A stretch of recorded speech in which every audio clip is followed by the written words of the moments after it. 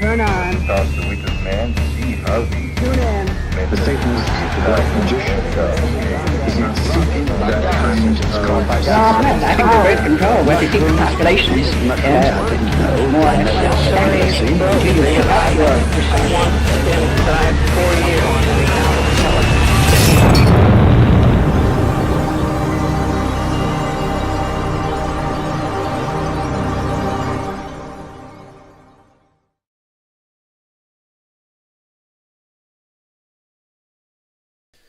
Steve Outtrim, welcome back to the Gnostic Media Podcast for episode 5b on the secret history of burners.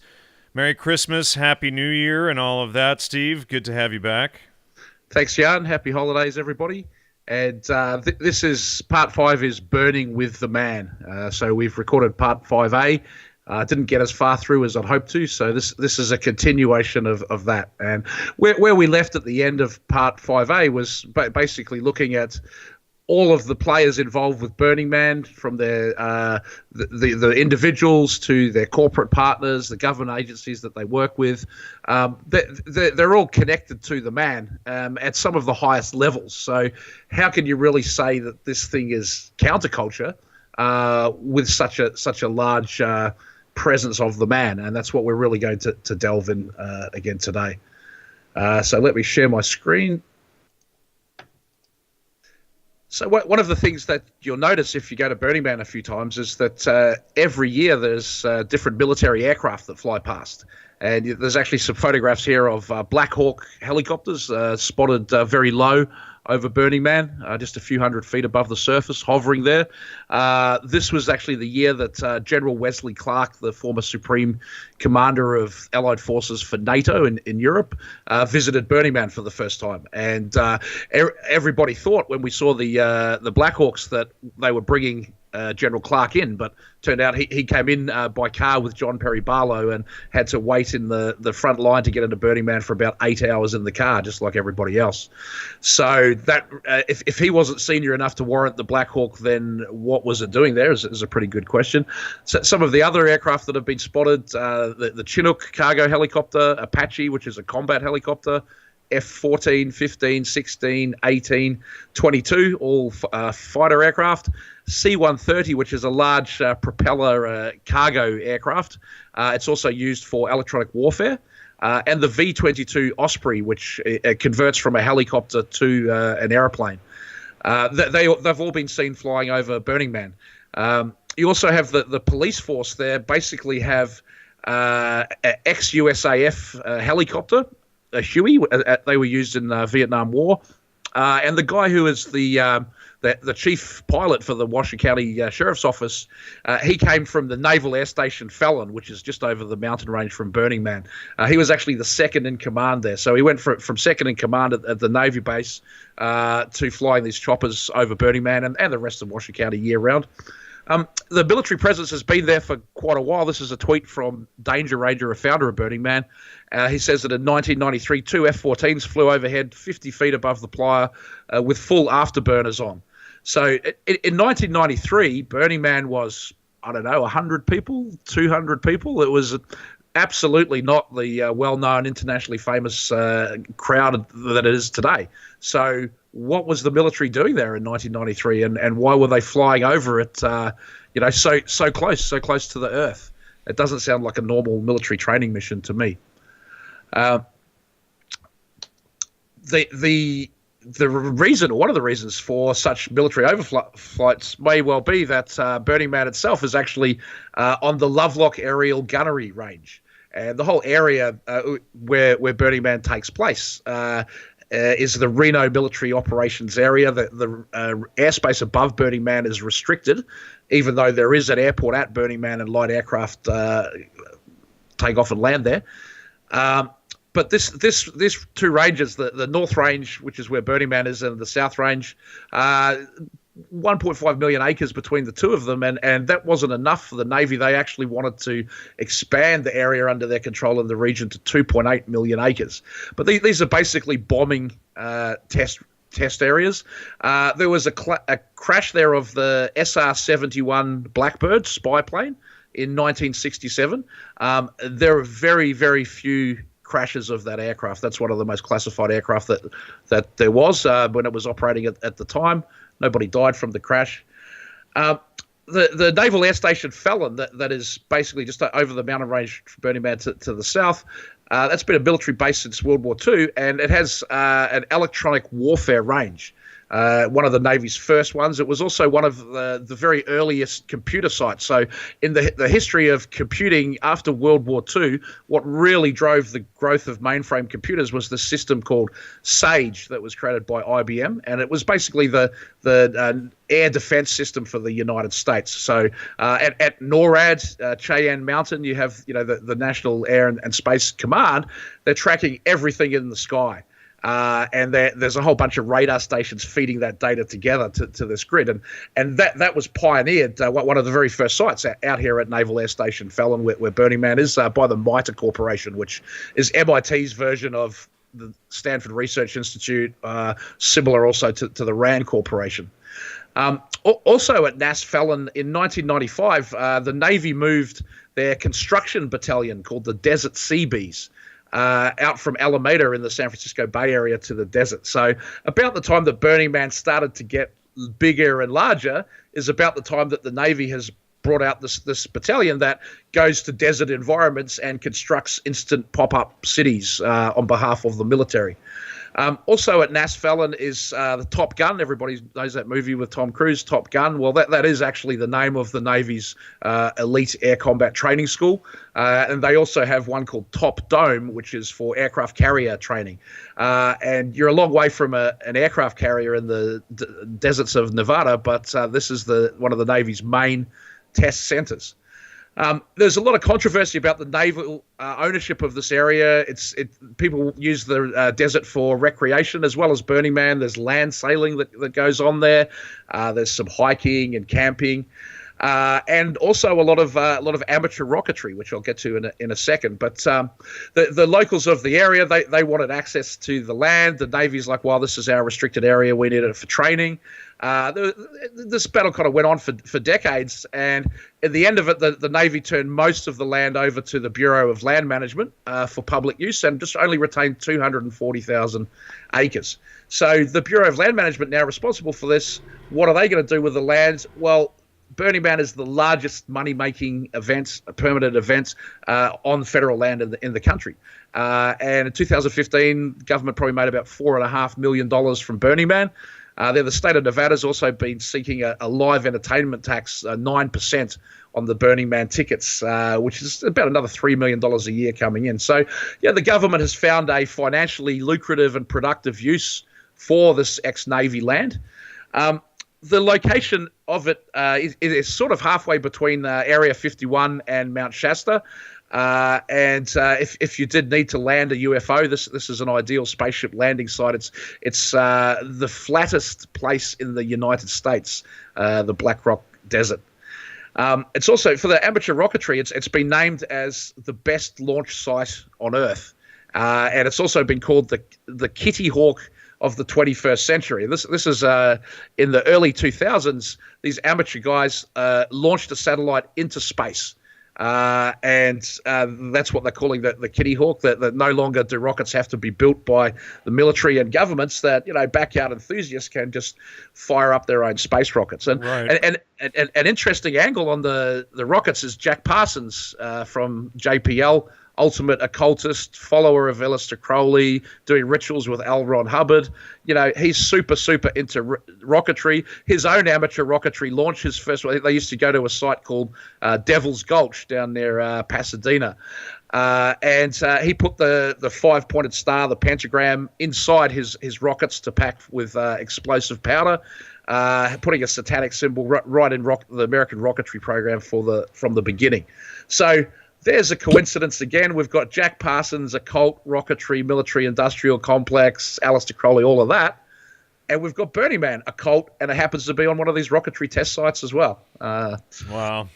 Yeah, and speaking of these test rockets, a few years ago, a group, I think for $22,000, got a garage-made rocket up to about 22 miles, rocket called Quake. I mean, pretty amazing stuff. And actually bringing data back in their GoPro cameras and everything, you know? Right. Yeah. No, I'd love to go up for one of these rocket launches up there one day. I've got a few photos of them down the bottom. So speaking of rockets, there's a rocketry of another type went on at Burning Man, and since Burning Man moved to the desert in 1990, it's been at the same location every year except for one. In 1997, they moved to private land to hold it, and the reason for that is that the government needed the land for something else, for these rocket cars. And so a Royal Air Force pilot called Andy Green, he's an Oxford guy, went to Worcester College. His nickname is Dead Dog, and he broke the sound barrier there in 1997. And it's the first car to ever go faster than the speed of sound. And he still holds the land speed record for that run, 763 miles per hour. It actually created a sonic boom. And I've got a clip we can play of that.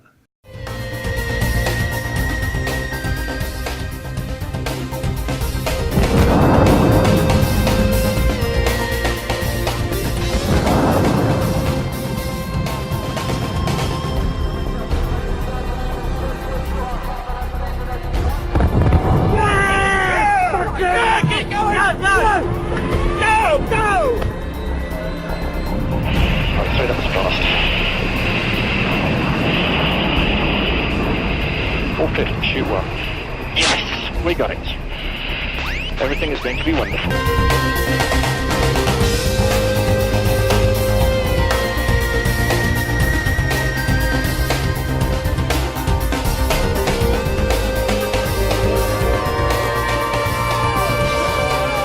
So, a lot of rocketry. When the Air Force needed the land, but that's it. Burning Man was out. Next year they get it back.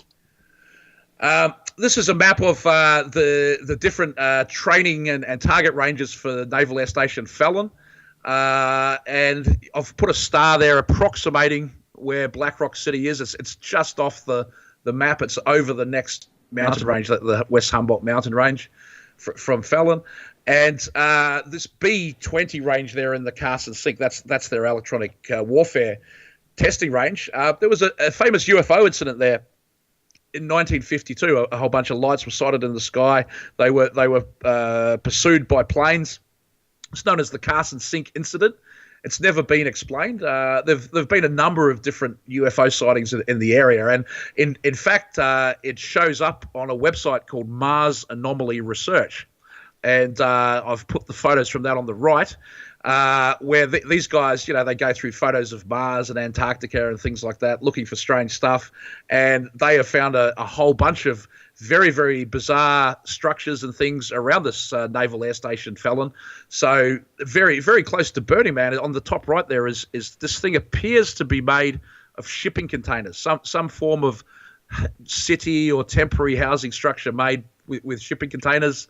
I don't really know what it is. There's also a circular launch platform that doesn't look like any runway or bombing target or anything else. So these guys who are, I guess, experts at this imagery analysis, they're mystified by it. And I've provided some links on this slide if people want to go and check that out a bit further. The other thing that's going on in NAS Fallon is they have a cave, which stands for Cave Automatic Virtual Environment. But this is basically an immersive virtual reality world, very high tech. And what they're doing with it is precise modeling of the atmosphere and climate to have real-time forecasts of turbulence and cloudiness. So if you study geoengineering, the science of manipulating the weather and the climate, you realize that they may not just be, looking at things as they are with these type of tools. They may actually be experimenting with producing clouds, producing rain and things like that. So anyway, just a bit of speculation there. We don't really know what the Navy's doing because it's classified, but they're doing a hell of a lot of stuff in this area. Total military operations area is 6.5 million acres, which is the size of a small state probably. So what about the agencies present at Burning Man? And this is the ones that we officially know about. So Burning Man has its own volunteer self-policing force called the Black Rock Rangers. And the idea of these rangers is, they help you out of trouble without having to get the police involved. So if you're having a bad trip they might escort you to a thing called Sanctuary, which was set up in conjunction with MAPS, and it's basically, a soothing tent with some medically trained personnel available to give you a water and calm you down and help walk you through that bad trip. There's a whole bunch of drones at Burning Man, although this year I think they did actually crack down on it a little, but last year there were more than 200 drones registered in different categories of registration, such as media, operations, art, documentary, and performance. So there's a lot of spectacularly large art at Burning Man, like statues 40, 50 feet high, and a drone gives you some amazing visual perspectives on it. So if you look on YouTube, there's a lot of drone footage of Burning Man, and these are our drones. These are what the burners bring, to document their own artworks and experience of the party. There are more than 200 police officers, government agents, officially working at Burning Man. They have their own police camp there, and there was a lot of controversy earlier in the year when the police had requested a VIP compound that Burning Man estimated would cost $1 to $1.5 million for them to construct, and they wanted air conditioning and washing machines and kind of residential facilities. And there's a town very close to Burning Man called Gerlach that has motels. It's about 5-6 miles away.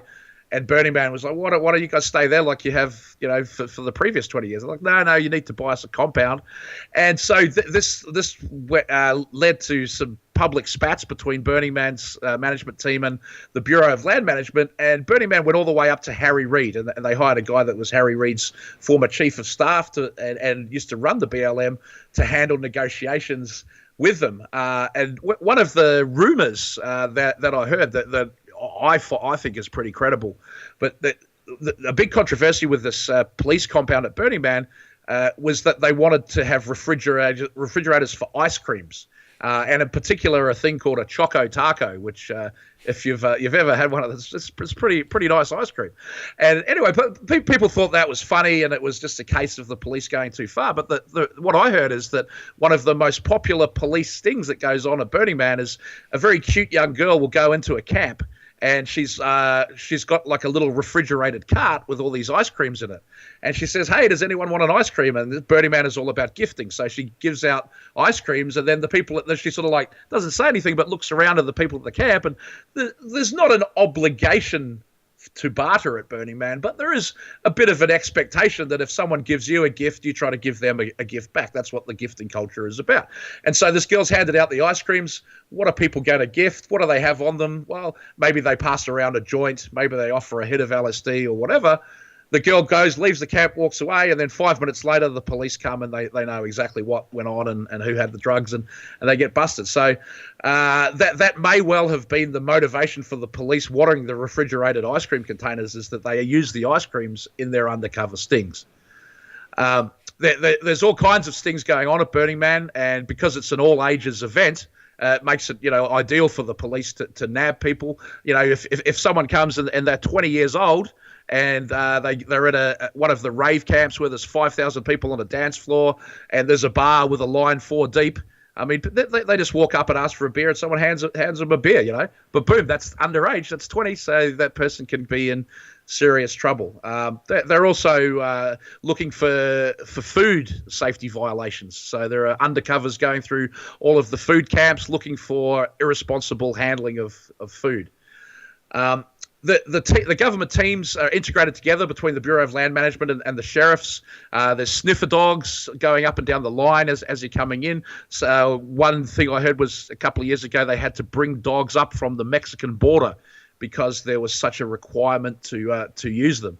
And it's an absolutely terrible, terrible environment for a dog, Burning Man, with all of the dust and everything like that. It's hard enough for these poor sniffer dogs at the best of times. So they can only be used for a few minutes a day. But at Burning Man, where they're out there in the desert and the dust, I think that it's very cruel. The Bureau of Land Management team at Burning Man is run by a guy called Special Agent Dan Love. And he's known in the Patriot community for being the federal guy in charge of the Bundy Ranch standoff. where basically Clive Bundy had been a rancher in Nevada for more than 100 years, his family. Harry Reid wanted to build a solar plant, so they tried to shut the guy down, take his cows. There was a bit of argy-bargy, and this video on the internet of this guy negotiating with the protesters. I actually thought that he was extremely professional and calm and level-headed, and I was pretty impressed with the guy, but he's not very well liked in the, anti-establishment community, I guess. There's a bit of stuff about the guy online.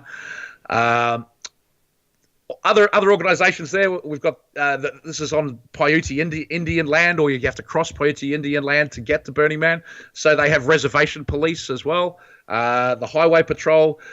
Washoe County, which is where Reno, Nevada is, that's where the hospital is, that if people get injured at Burning Man, they get airlifted to Washoe. And then Pershing County, that's where the closest jail is. So the federal agents now at Burning Man, if they find you committing a crime, they will hand you over to Pershing County, who will take you away to Lovelock to go to jail. And basically the biggest employer in Lovelock, that accounts for about 60% of the population, is the local prison. And it keeps getting bigger every year with Burning Man. Other organisations that have been there, the Centres for Disease Control, they were called in. I think that was last year. There was a bit of a concern with West Nile virus and some mosquito traps. So there was also a lot of press about this crazy bug infestation at Burning Man. So maybe it's from their free love camps, Yeah, maybe. And you have DARPA out there. We're going to talk about that a little bit later. And the Marine Corps. The Marine Corps said that everything they know about solar they learned at Burning Man. So these guys are out there doing testing.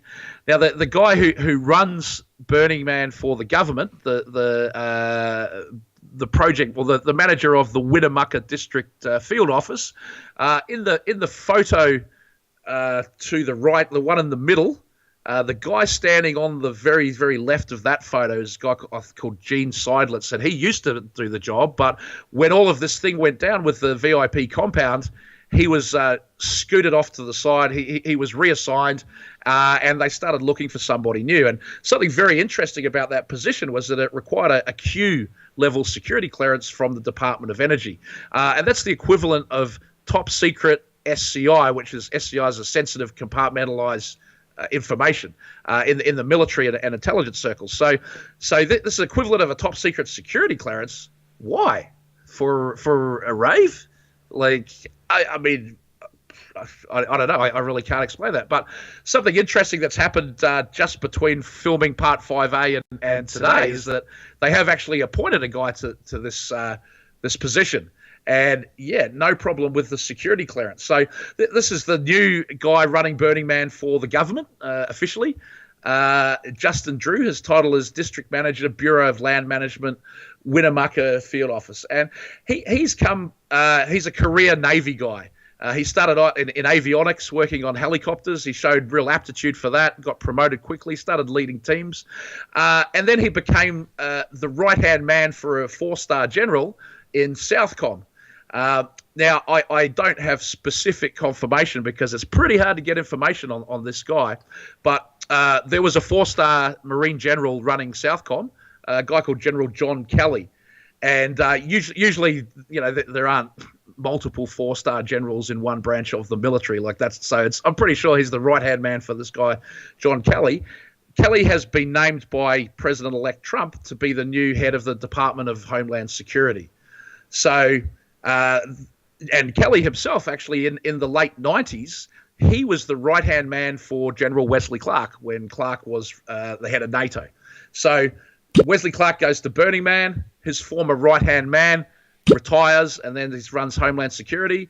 And that guy's right-hand man is now running Burning Man. That's a hell of a lot of coincidences going on there. Here's basically ding, what ding, Justin... Ding. That's about three coincidences in a row there. Yeah. And what Justin Drew was doing for the Navy is he was the executive officer. He was running the Joint Intelligence Operations Center. So this has 5 divisions. He had 322 personnel reporting to him. let me just, I'm just quoting this is from his LinkedIn profile. Managed 4-star general's number one priority team.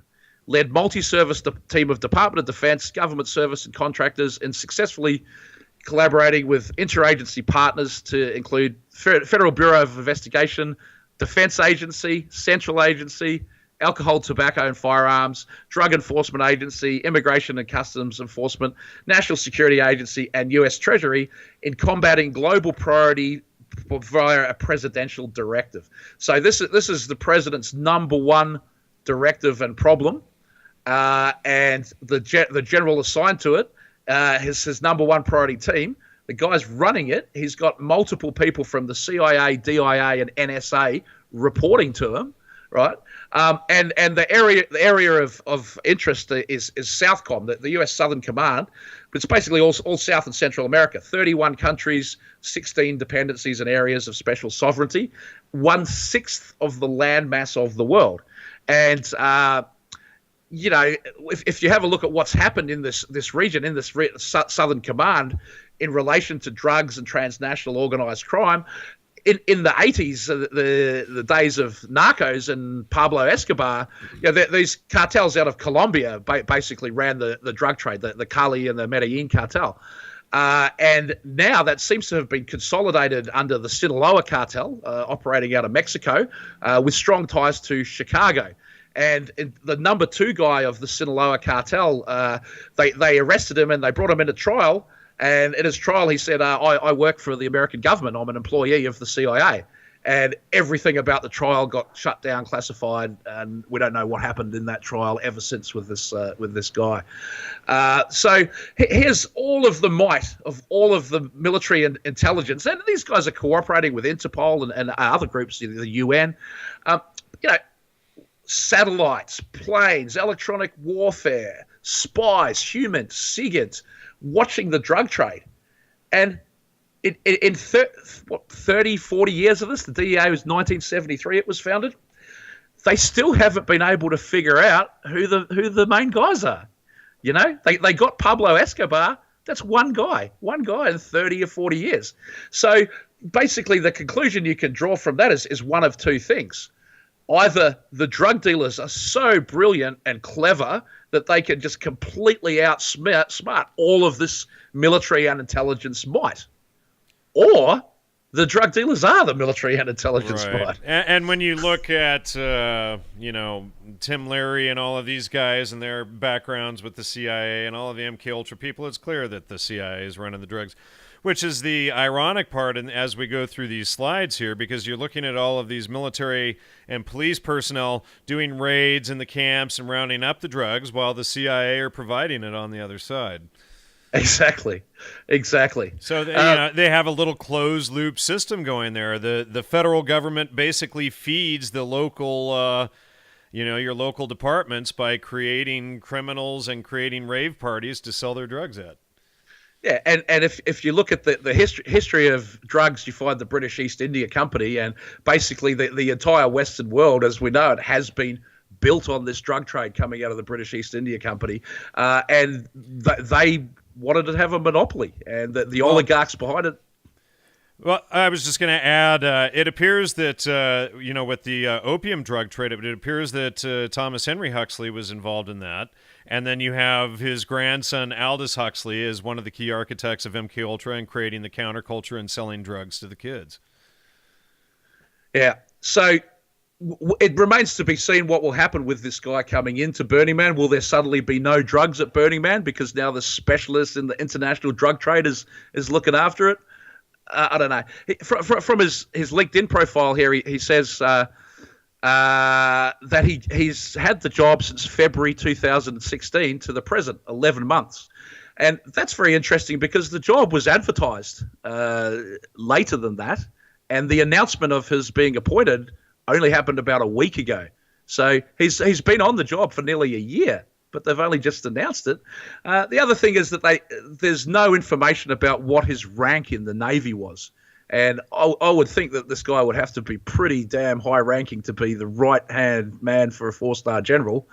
That's not a chief petty officer kind of thing. And his LinkedIn profile, he also says that he's a member of the Order of the Eastern Star, and that's the Freemasons. It's basically Freemasonry that's open to women as well. I've got their symbol there. You'll see they love the pentagon and the pentagram inside it, which is that's what Burning Man is. It's a pentagram inside a pentagon. And something that's worth mentioning sort of in passing, I don't know where else in this presentation to put this information in, but something strange that I found in my research. So the OTO is the Ordo Templi Orientis. So that's the Order of the Eastern Temple. So immediately that sounds pretty connected to the Order of the Eastern Star. But Crowley also had another secret society which was called Argentium Astrum, the AA, which means Silver Star. And when I heard that, I was like, oh, I wonder if there could be any link between that military medal, the Silver Star, and Crowley. And I haven't established it, but what came first? Well, Crowley's Magical Order of the Silver Star came first in 1907, and the Silver Star medal wasn't actually introduced until 1932. So there may possibly be a link there. I've got a picture of both the Silver Star and the Bronze Star medal down there. And again, it's the 5-pointed star that just fits so perfectly inside a pentagon. And then this guy was also a member of Alpha Phi Sigma fraternity, which is a criminal justice honor society. You've got to be pretty smart to get in. A 3.4 GPA is a minimum requirement to get into that. So I don't know. In my opinion, this guy is like a little overqualified to sit in the Nevada Winnemucca field office for the Bureau of Land Management looking after a rave that happens for 1 week a year. And I mean, there's really not a hell of a lot going on in the Winnemucca district the rest of the year. Maybe a few wild horses to round up, a cow got loose or something. Well, when you're in charge of running the government's largest mind control operation, you probably want a top guy there to do it. That would make a lot of sense. And he said, I'll be reporting to my next duty station in February 2017. I couldn't be more excited about starting a new career in such a fantastic organization surrounded by nature's beauty. I've never heard the Bureau of Land Management of the Department of the Interior described as a fantastic organization before. And in terms of the nature's beauty, there's a certain beauty to this place, where the Black Rock Desert, where Burning Man has aspects and parts of it are beautiful. But I've seen a lot of this country. I've been to 43 states, and this is a beautiful country. If you wanted to work in a field office of the BLM because you like nature's beauty, well, why wouldn't you go to Yosemite or Yellowstone or something like that? I mean, having had the CIA and DIA and NSA reporting to him, he probably could have had his pick, right? So anyway, we'll move on. He's an unknown quality, but certainly by no means the only military person involved in this story. So this is the crime scorecard of Burning Man. Every year there's a few arrests. This year we had 46 arrests. Last year, 41. But the 41 was 6 times the number of arrests in 2014. So the last couple of years, the arrests have really, really spiked. And is it because more people are going to Burning Man? I mean, more people are going, but I don't think that's the reason. I don't think it's that the police have got particularly better at policing. I think it has everything to do with the management of Burning Man having a public war with the Pershing County Sheriff's Office and the Bureau of Land Management about not wanting to pay them more money. And so the police are like, listen, we don't have enough budget for this rave. You need to cover our costs. And Burning Man says, no, get staff, we're not going to do it. So the police are, okay, well, we've got a quota there and we have to go arrest 6 times as many people. And so it's actually we, the people, we, the burners, who are paying the price for Burning Man organisations' attempts to save money. Of the 46 arrests this year, 37 of them are drug-related, so that's probably to be expected. Marijuana, cocaine, ecstasy, and acid in that order. So very, very few arrests for LSD. I guess it's hard for the dogs to detect that one. But there was an attempted murder this year, and there was also battery with a deadly weapon. And then we have here an eyewitness account from somebody at Burning Man this year who said, my friends witnessed an attempted kidnapping of a 10-year-old boy by a man in the camp across from them. It's a city like any other, including pedophiles, as disgusting as that is. Amber Alert should be honoured and respected. So they had an Amber Alert at Burning Man this year. And what happened was there was a 17-year-old girl was at Burning Man with her mom. And she had a boyfriend who was a bit older. Some say he was 25. Some say he was 35. I'm not really sure. But anyway, this young teenage girl was off with her boyfriend doing whatever. And the mum was a little concerned. So she went to one of Burning Man's rangers, who are supposed, the idea is you go to them so you don't have to get the police involved. And she said, "Oh, could you please drive me over to that next camp in your little vehicle, because I think my daughter might be there and we need to go." And the ranger said, "Oh, your daughter's missing?" She's like, "Yeah, I haven't seen her for a while." So he gets on his radio and says, "Oh, yeah, we've got a missing teenage girl," and everybody panics. They shut down the gate at Burning Man. People are trying to get out. They've eaten all the food, they've drunk all the water, they've packed up their tent and everything. They're just in their car, ready to go home after Burning Man, and the entire city is locked down. They have to, all the people leaving had to sit there for between 5 and 9 hours while they located this girl. How often does a teenage girl, wander off from her parents and not come back by curfew? Something in a city of 80,000 people that you think that probably is going to happen all the time. It's just another example of the type of problems that Burning Man has to deal with because of being so insistent that children are present at this thing. If there were no kids, then there'd be no Amber Alerts. And if everybody was over 21, then there'd be no undercover stings for serving booze. So and the party, what Burning Man actually is, the thing that we get to enjoy of it would be very much the same. So, also, look, just having a look at the 2015 arrest statistics, there was a sex offender there who failed to register. So what all of the registered sex offenders who go to Burning Man, and we don't have a number for how many there are, but we know that there's numerous. When they go to Burning Man, they have to go and check in with the police and let them know that they're there and where they're camping. And so this one sex offender didn't do that. And then there was another kidnapping attempt last year as well. So, there's child kidnapping, adult kidnapping, attempted murder, and people die. But still it just keeps going on every year. The last thing I want to say on this slide, if you have a look at the picture at the top right, that's actually an undercover police art car. So they dress up in costumes, they drive around in this thing, they park at the edge of the camp, and they observe and they look for crimes to happen. This is a document, I think it's from muckrock.com, from a FOIA request, the FBI file on Burning Man, and I have links to this in the notes to the slide. But one thing to notice on this is that it's actually, the title is the 14th annual Burning Man in 2010. So Burning Man began officially 1986, moved to the desert 1990. So why is this the 14th one in 2010?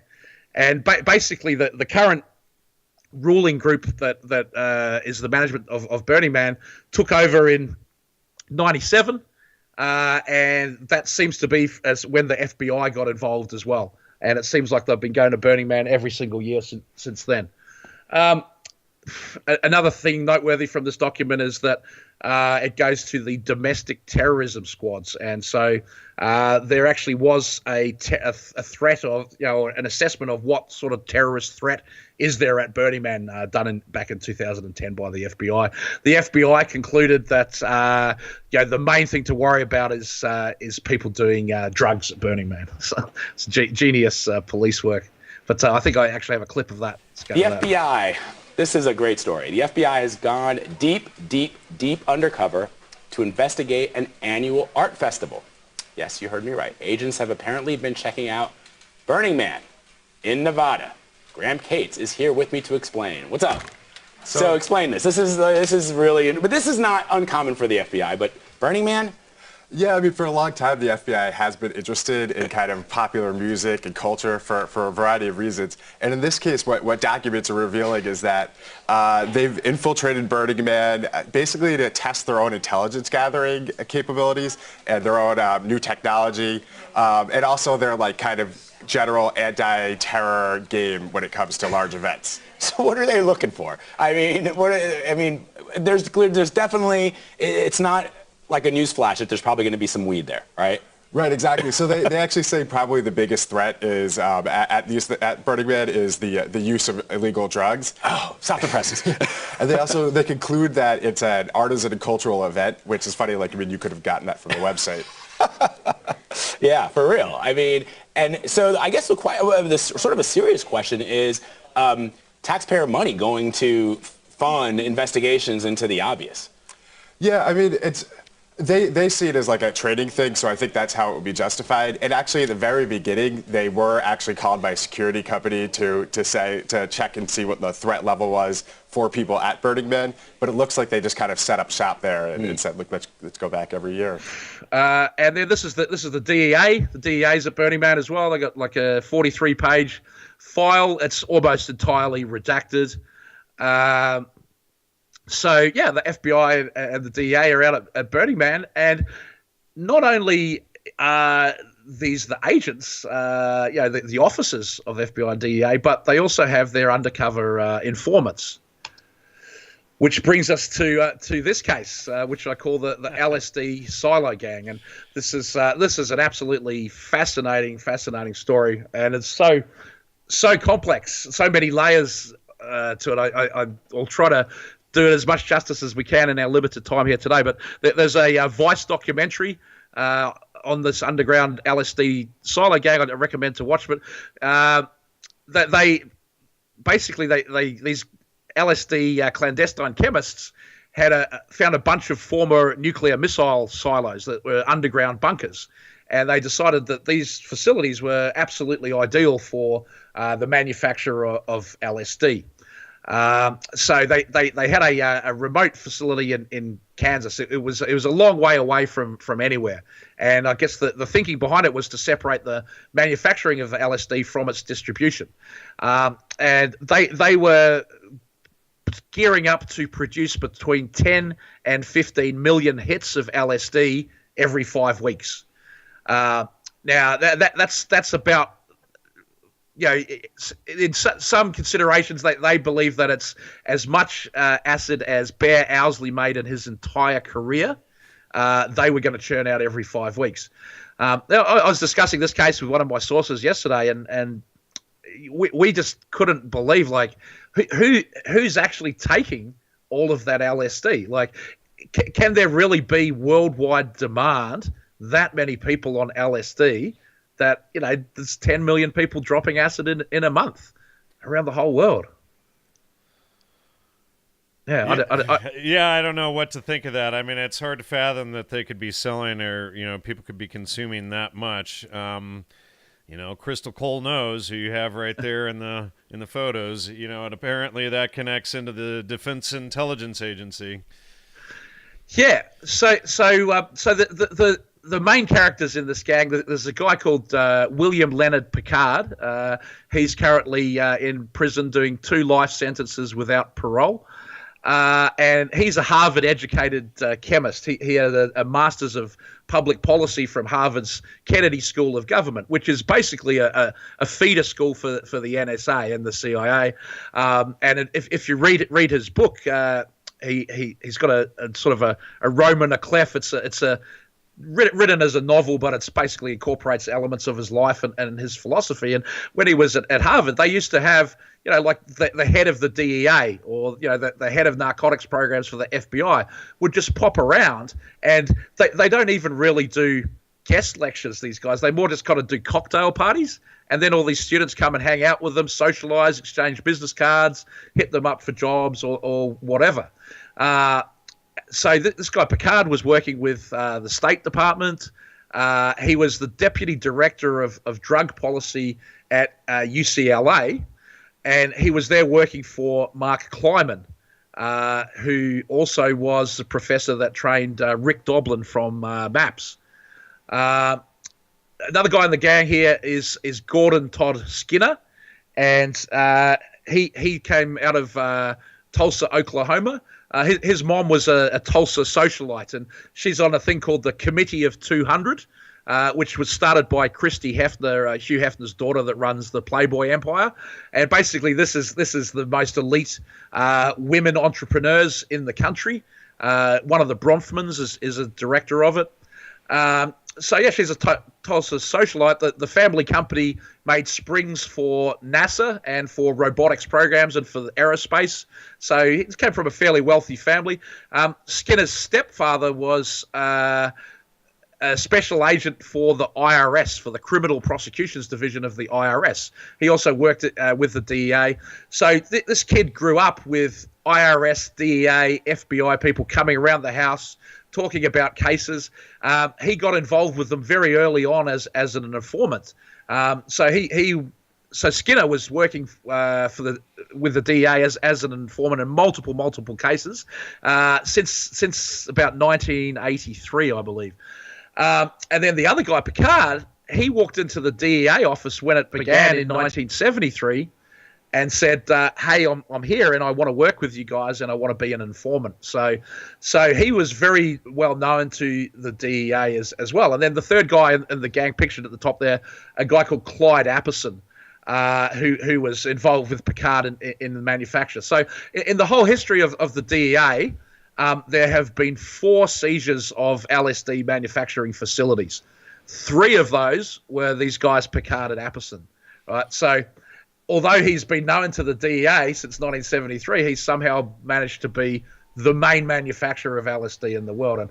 And when they busted this guy, he was set up by Skinner, who basically led all the DEA agents down to the silo and worked with them setting up hidden cameras and microphones and putting equipment in the right position and everything like that, and then lured Picard into the facility, got him on tape talking about all the LSD they were going to manufacture. They left and they drove down the road, and then they got pulled over in a supposedly random police stop. And they were found with about 1 kilogram of ergotamine tartrate, which is a precursor chemical for LSD manufacture, illegal to possess in the car. But this bust, the DEA believed that it removed 90% of LSD from the market for about 10 years.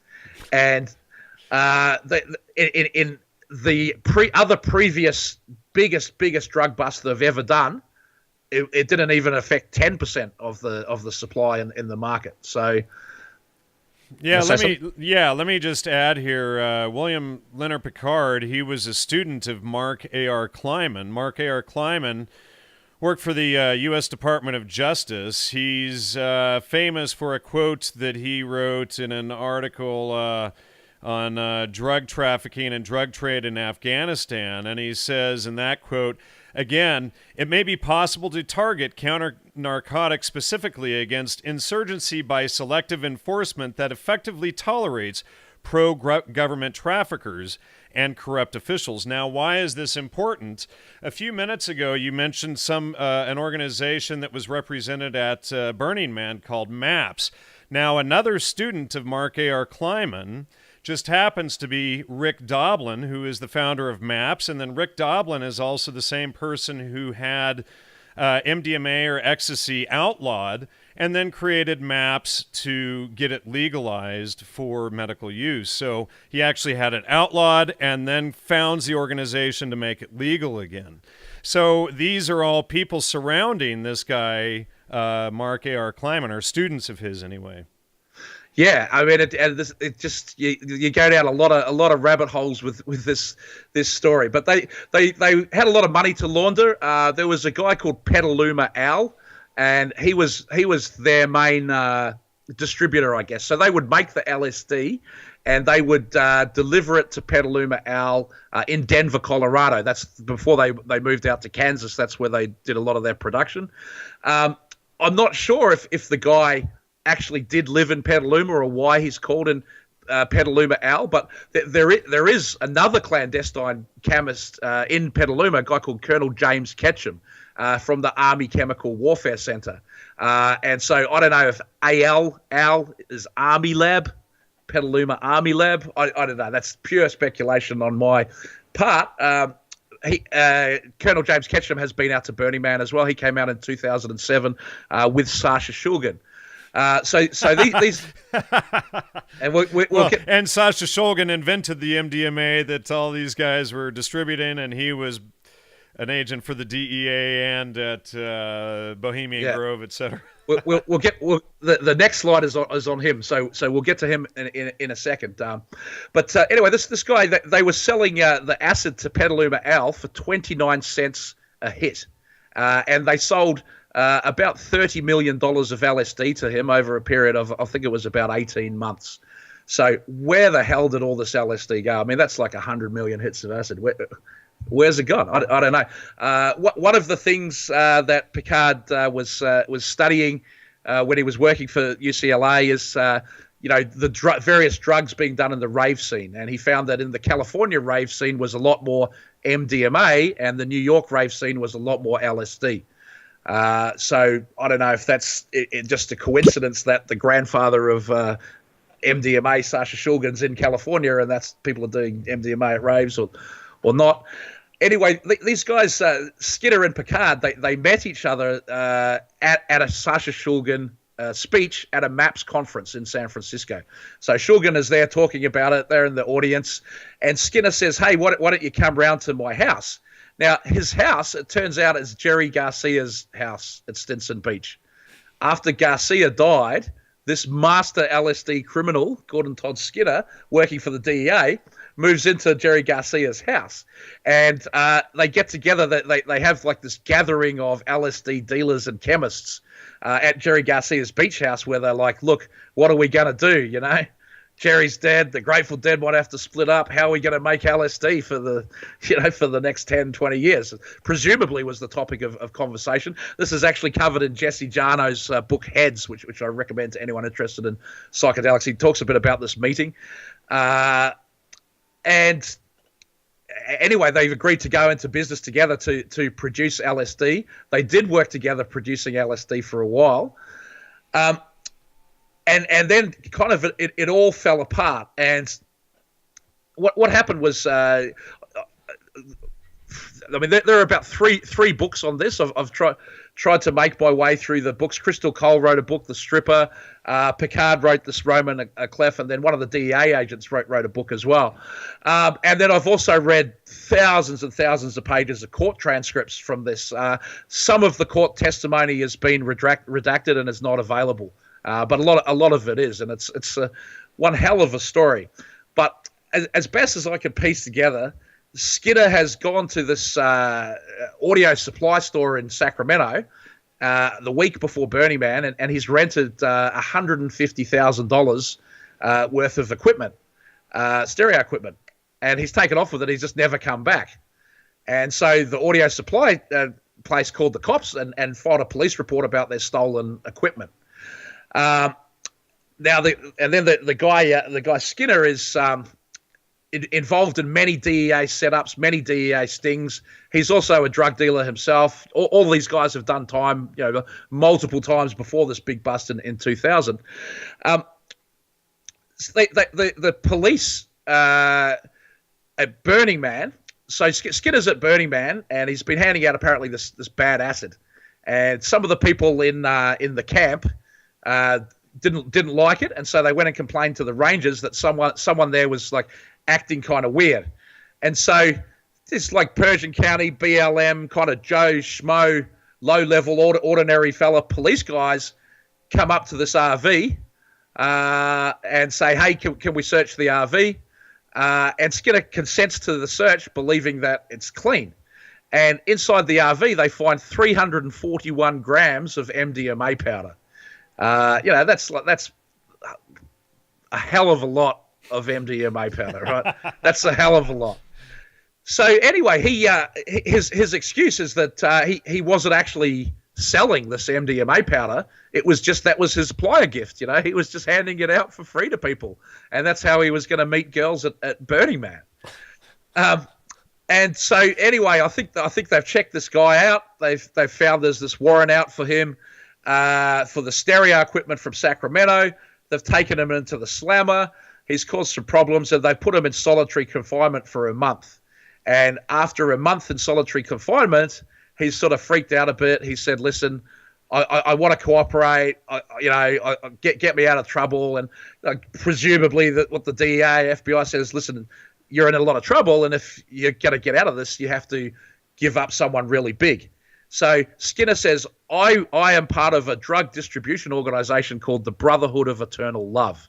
And that was set up by Timothy Leary and others in Laguna Beach in the 60s. Yep. They would go to Afghanistan. They were bringing back marijuana, heroin, and these were the guys, I think, involved with taking LSD to Vietnam to try to stop the war and just handing out millions of hits of free LSD over there. So Skinner says, I'm part of this network, but I'm a mid-level guy, and I'll give you the boss of the network. This guy Picard is the head of the Brotherhood of Eternal Love. And so he basically sold to the FBI and DEA that he would inform on this guy and that would get him out of trouble. But what happened as he was in jail, in solitary, working out all these deals and everything, is they got him on another warrant coming out of Oklahoma, where Skinner and Crystal Cole and another guy called William Hawk had basically taken a young guy, Brandon Green, who was a lover of the stripper Crystal Cole, and they had tied him up and tortured him, brutally tortured him in a motel room for a week.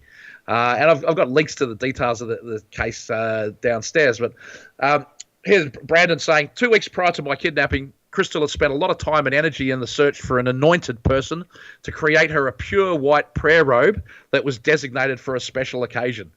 In a sick twist of humor, Crystal wore the same prayer robe I helped design to perform seances over my body while I was being tortured. She would chant prayers over my body, offering up my soul as a sacrifice to Satan. So this kid, he's at a rave. He's like 17. He meets this cute stripper who sells him some ecstasy, and then he's like, "Hey, could I get some more? I'd like to get 50 ecstasy tabs. I want to sell them to my friends." And so she arranges for him to meet Skinner. He becomes one of Skinner's agents, bringing young girls to. They have a lot of big parties in this LSD silo, which it's got marble bathrooms, it's got a hot tub, it's got a fancy stereo, all kind. It's basically a great party pen.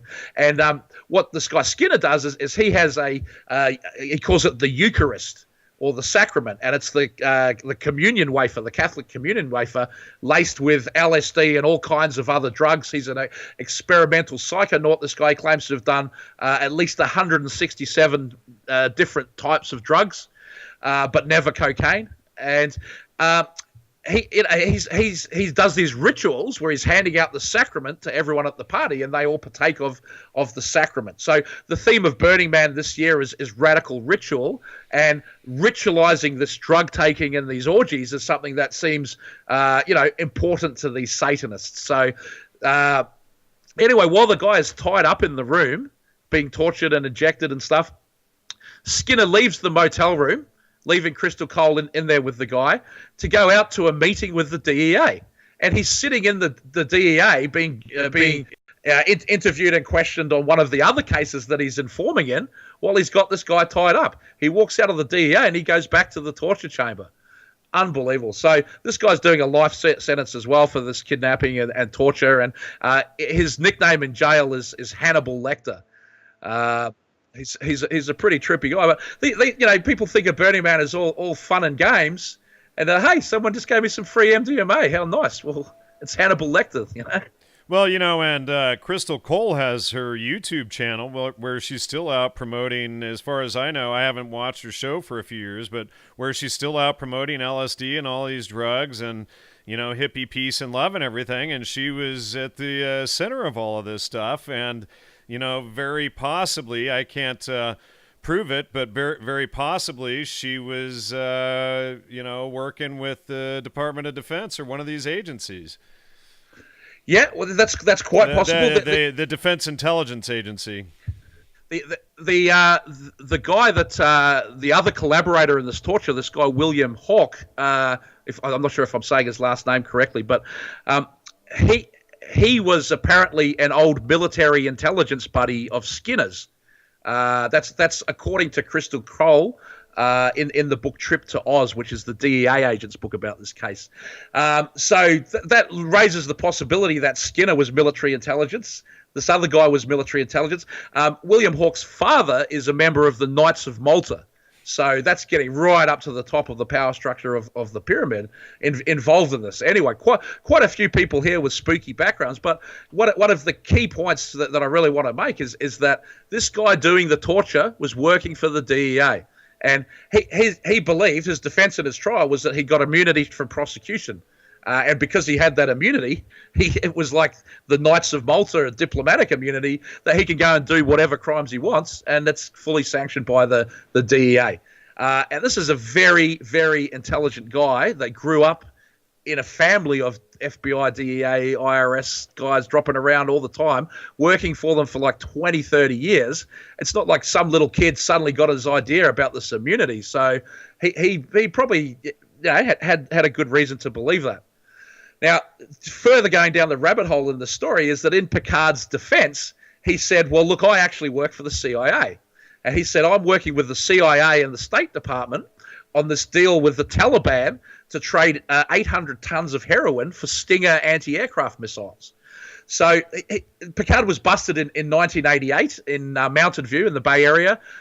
Someone noticed a funny smell coming out of an architectural design workshop, which led to them uncovering this clandestine LSD manufacture laboratory. He got 5 years in the Terminal Island prison. Terminal Island, of course, is where Timothy Leary got sent. I don't know if Owsley went in there, but you could probably pull it up in your brain, Jan. A lot of people seem to go through this Terminal Island facility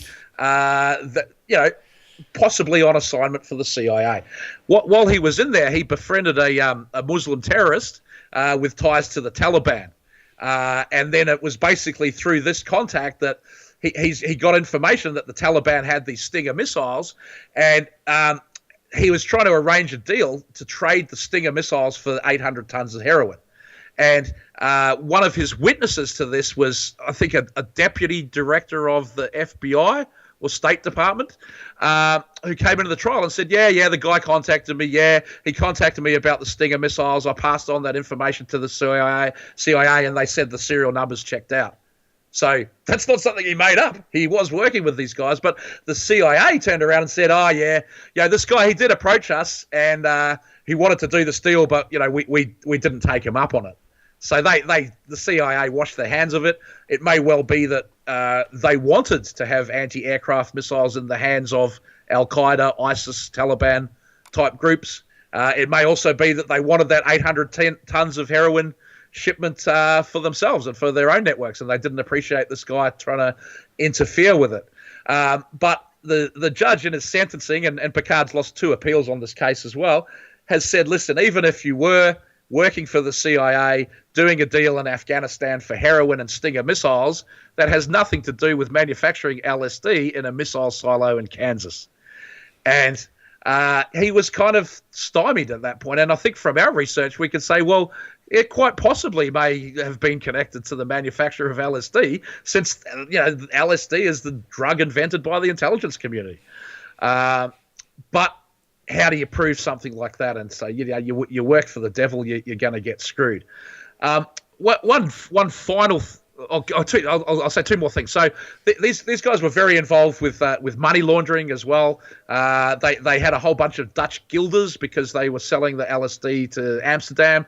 And they were laundering this through casinos. One of the casinos, Skinner comes in and he shows Interpol credentials, that he's an agent of Interpol, tracking international money laundering and things like that at the casino while he's actually doing international money laundering. They were doing some currency trades for a Pakistani general, which is very strange. And they're also donating money through organizations like the Hefter Research Institute in Santa Fe, which is an organization like MAPS that is there studying psychedelics, officially sanctioned psychedelics study. And there's a guy called John Halpin that was working at the Hefter Research Institute. I'll get to him on the next slide as well. But he's been accused of being the money launderer for Picard, taking a 10% cut. and helping to reapply the money into different places. He did admit to receiving $370,000 in cash in an envelope, or maybe two envelopes, from Picard, but he hasn't admitted to what that money was for or why. While Picard was working he's the deputy director of drug policy at UCLA, he wasn't actually on the UCLA payroll.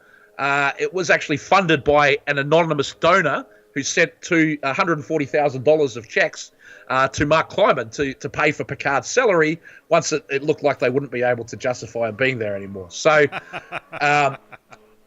this guy is potentially a master criminal, and this is a very, very clever cover story if you're a clandestine chemist to be, working in academia, Harvard and UCLA, and working with all these government people. Possibly it's a cover story, or possibly his involvement with the government was more than just the surface level stuff. But he's certainly paid the price. He's doing the time for it. He seems to fit the bill of this liberal CIA mafia that Timothy Leary described as the best mafia you can deal with. So Crystal Cole got 5 years probation for being an accessory to the kidnapping and torture, and she is still promoting psychedelic drugs on the internet. That's still kind of her thing. Brandon Green believes that she was truly, truly evil, psychopathic. One of the other interesting angles in this case is a guy called the Bad Shaman, who's also a Burning Man guy. From New Mexico. His name is Al Salvarelli, and he was involved in the trial and accused. He owns a shop in Taos that sells glassware. So I think some of the glassware in his shop was going to be used by these guys for their manufacture.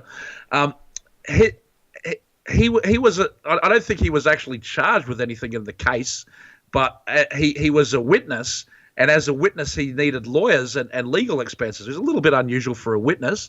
And his legal funds was paid by Sting and Paul Simon. So that's quite a bizarre angle, just when you think it doesn't get any weirder than the Taliban. Well, that Sting would actually make sense to me, because Sting was working with Daniel Pinchbeck, whose mom was the Greenwich Village team of MK Ultra with William Burroughs and Allen Ginsberg, etc. Yeah, and then there's the whole thing about the band, the police, and Miles Copeland being an intelligence agent. Sting's also a Burning Man guy. But anyway, that's pretty random and bizarre that these two major celebrities would get involved in this trial at all, let alone fund this guy's legal defenses. For Picard's defense, he got the San Francisco district attorney wrote him a personal letter on official letterhead as an endorsement, a character reference. And this guy is no saint. He, as well as doing two previous stretches for LSD manufacture, he's had weapons charges. He's had all kinds of stuff, right? What? So and then the district attorney is actually not allowed to write personal references on an official letterhead, which surely, as the DA, you're aware of the law, right? You'd really would hope that they know what they do. So why did he violate department policy to give this guy a reference? Another interesting angle, and we can ding the coincidence counter for this, is Picard lived for a while in the San Francisco Zen Center. And the San Francisco Zen Center was set up by none other than Gregory Bateson. So it's the clown, I guess clown posse, something like that. I don't know, man. Wow. Yeah. And then just for the really quick, let's add there, and I'll add a screenshot of the database here. For those who don't know, Gregory Bateson is one of the key founders of the CIA. So just a couple more bits on this slide. There's so much information here, and there's a lot of links for people. I encourage you to read more about it. It's a very interesting story. But in the trial, he brought in as his witnesses Lord James and Lady Amanda Needpath from England. And Lord James Needpath is a professor at Oxford University. There's Oxford again. And these two are proponents of trepanation. And trepanation is drilling a hole into your skull to get high. It's apparently very bloody, very messy, This woman, Lady Amanda Needpath, administered it on herself, and she says it gives her the feeling of being permanently drunk on sherry. So it's almost like lobotomizing yourself, right? Yeah. But these wacky aristocrats, they put on a drug conference at Windsor Castle, which is the Queen's private residence, and they had the head of drug policy for the UK there, as well as like senior members of the police and stuff like that. And Picard helped them put this conference together. So he's going to Windsor Castle promoting psychedelic drugs at the Queen's house with this lord and lady that are drilling holes in their skull. He's selling Stinger missiles to the Taliban for heroin. And he's also looking and doing a study into the clandestine manufacture of fentanyl in Russia. Fentanyl's a heroin substitute. It's having some serious bad problems on the East Coast right now from it. And he's saying, look, in Russia, they've got all of these chemists that have got no money. We should just round up a few of them. Or actually how he presents it is a great danger to Russia that someone would go and round up a few of these clandestine chemists and start making fentanyl. That could be really bad for Russia. So I'm going to go study that with the State Department. Jeez, wow. All right, let's always move. With their cart before the horse logic, Yeah, actually, there's one more thing that I want to cover on this, which is crucial. So, Nick Sand from the Brotherhood of Eternal Love. Basically, in the history of LSD, there've been only about half a dozen people that have manufactured it in serious quantities, with Albert Hoffman being the first. So Nick Sand is one of them. Tim Scully is another. And in Picard's book, he's kind of positioning himself as the sixth, that he's up there with Bear Owsley and these famous makers of LSD. But anyway, Nick Sand got busted, this is about 1972. And Picard has helped fund his defense. And he's walked up to him in the courthouse and he's handed him a pin from the Army Chemical Warfare Center. Now, how does this guy Picard in 1972 get a pin from the Army Chemical Warfare Center, right? And then why does he think that by handing it to Nick Sand that's going to be some mark of brotherhood amongst these clandestine chemists?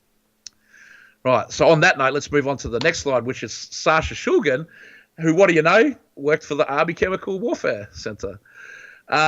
So, look, I don't really see this guy as a mastermind of anything in MK Ultra. I see him as a chemist, an engineer. He loved what he did. He was fascinated by it, and he and his wife, and Sasha's dead now, Anna's still alive.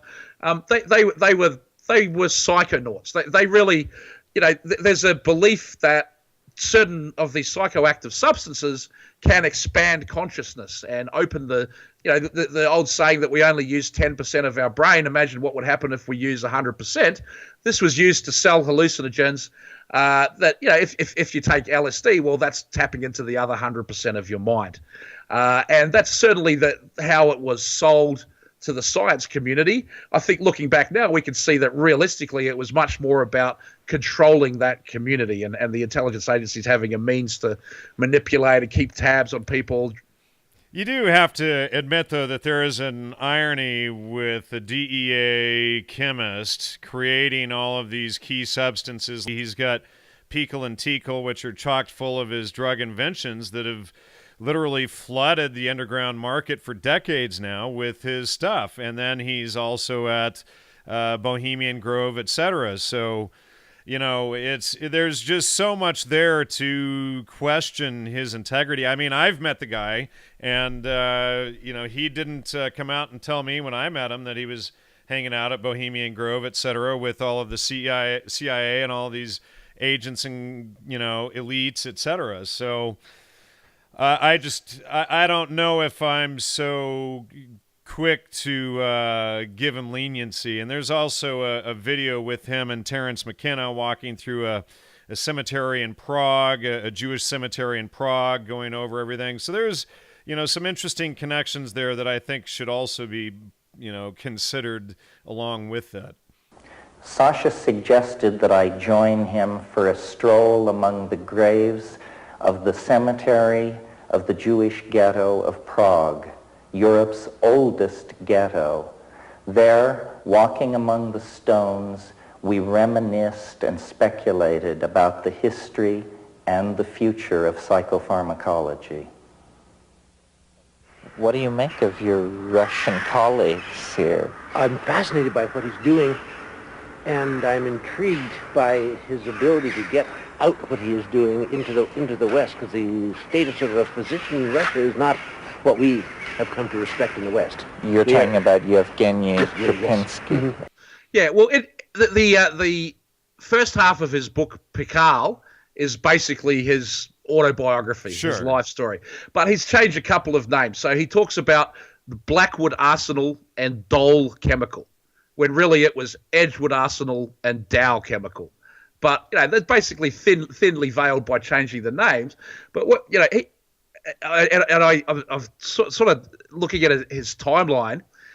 He went to Bohemian Grove first, and then he got involved with all of these groups. So he was in the Navy in World War II, and he got an injury, and they gave him some powerful medicine, psychoactive medicine. And he was like, wow, this stuff is great. I want to learn all about it. So he decided to become a chemist and figure out how to make all of this stuff. When he was working with the Edgewood Arsenal, he was working on a project with Dow Chemical to produce synthetic THC, 512 times stronger. Now, what's the army going to do with super strong pot?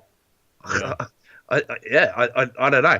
And then he was working with Outtrim Puharich, who ties into the story quite a bit with Project Stargate and Scientology and SRI. Yeah, and well, stuff like that. Puharich ties into MK Ultra everywhere. He also followed in Wasson's footsteps. He's one of the people that I've revealed many times as connecting into all of this. I'll throw in a database screenshot here. Yep, and so from Shulgin's book, he says that he was recruited into aerospace, probably the NASA Ames facility, and they offered him a security clearance, and then they would give him access to all of the government's classified research on drugs across all the different programs. But what he learned was that in order to get that, then all of his own research and inventions would then be similarly classified and restricted. And he didn't want to do that. He turned it down, and he got fired. So he basically had two licenses with the DEA. He had a research license and an analysis license. So he had two DEA numbers, and had been cooperating with the DEA for most of his life, from the 70s. What happened in 1994, Sasha and Anne published an article in High Times. And in the High Times article, they talk about how wonderful MDMA is, and some of the people they'd given it to had really positive experiences with their PTSD. And someone in the DEA is reading that and said, wait a minute, some of the people they've given it to, their license is not for distributing this drug, it's only for testing it. So they're not allowed to give it to people. They went and raided the lab. The DEA shows up, and he's got like 9 peyote cactuses growing on the front porch. It's the first thing they see. They removed 47 different substances from the lab, different scheduled substances. But basically, he didn't get any trouble. He got a slap on the wrist. He had to pay a $25,000 fine, and he was told, "Listen, you can't make this stuff anymore." So it seems to me that they probably just left the guy alone. I've been in his lab. The lab is still intact and probably still being used today. I'm not sure for what. But he was very, very friendly with the DEA. But he joined the Bohemian Club. He talks about this in his biography in the late 50s. So this is kind of before all of this stuff went down with Edgewood Arsenal, NASA, everything like that. He was in the Bohemian Club. And you've got to ask which came first. One of my sources is a Bohemian Grover who actually brought Shulgin to Burning Man in 2007. And he told me that Sasha dosed a lot of people at Bohemian Grove, and including some of the most senior names in the country. So, he wasn't particularly wealthy. He played a musical instrument, the clarinet or something, so I think he got into Bohemian Club on the art side. But a very handy guy to know if he's got this laboratory where he can make any drug that there is, and then he can just, hand it to you to dose you. The other thing is a lot of these research chemicals, they're not illegal because they haven't been outlawed yet. So there's a real grey area. Shulgin literally wrote the drug manual for the DEA. And then Picard, when he was busted, he was actually working on an updated drug manual that was going to be 4 times bigger than Shulgin's one. And so this thing Halpern Gate, John Halpern was confronted at a MAPS conference in Switzerland, and there was some video of this on the internet that has since been taken down. I might see if I can get it republished, but we probably shouldn't put the clip in here. We want our video to stay up. But anyway, Halpern is confronted, and Rick Doblin kind of jumps into his defense. John Gilmore is one of the people questioning Halpern. But basically, he was best friends with Picard, and he ratted him out. He had more than 7 interviews with the DEA. In one of the transcripts of Halpern's DEA interview, he volunteered the information that his wife used to shoplift. So he's just basically, squealing on everybody he can point at while he's got 370 grand cash in his pocket. And then later, after being confronted, he apologized, but not to Picard. He apologized to Sasha Shulgin and to Hoffman. So I guess for the damage he did to this world of LSD manufacture, this thing. And then Halpern's been linked to MK Ultra experiments going on with the native tribes and peyote and things like that as well. So I want to point out as well that the photos on the right there, we've got the Army Chemical Warfare Division logo has this very strange looking bone tree on it. And then underneath it is this very strange looking bone tree from Burning Man. It's one of the most popular artworks of Burning Man is this tree with all the skulls on it. And I mean, to me, that looks extremely similar to the Army Chemical Warfare logo. Enough to ding the coincidence counter, I think, on that one too. All right, so what are these guys making? Well, LSD is actually the 3rd most valuable liquid in the world. Number 1, scorpion venom, $39 million a gallon. Then it's king cobra venom, $153,000 a gallon. LSD, $123,000 a gallon. Chanel number 5, $26,000. And GHB is on this list as well, $2,500 per gallon. There was a bust a couple of years ago that I heard about. I don't have any evidence to confirm this, that someone was arrested driving in a Burning Man and they found 20 gallons of GHB in his car, 4 5-gallon jugs. I mean, that's a hell of a lot of drugs. Again, probably being given out for free at Burning Man.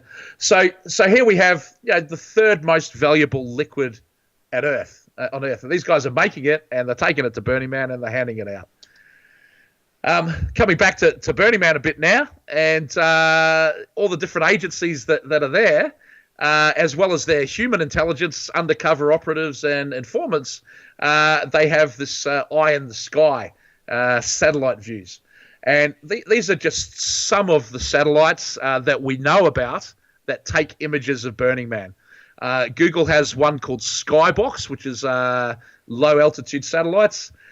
There's one called Keyhole, and the guy behind the Keyhole satellite that eventually became Google Earth is the same guy behind Pokemon that you and Hans talked about in a previous show. John Hankey from Niantic Labs. That project was funded by In-Q-Tel, the CIA's venture capital arm, and then rolled into Google. It became Google Earth and Google Maps. Both of those technologies were prototyped at Burning Man. The European Space Agency is watching it. NASA, working with the Jet Propulsion Laboratory and Lockheed Martin. Digital Globe, TerraSAR, which is a German one, and Iconos, which is working with the National Geospatial Intelligence Agency. And there's also drones and aircraft. So this is some of the aerial shots of Burning Man. Oh, in the bottom right of the screen there is the Mars rover art car. And members of the Mars rover team working on the actual Mars rover, they're burners. They go to Burning Man and they have an art car based on their work. They wear their flight suits around and everything. Here's one of the views of Burning Man from space. So this is the TerraSAR X, the German one. The SAR stands for Synthetic Aperture Radar. And this image is from 515 kilometers altitude. It shows Burning Man under construction August the 20th.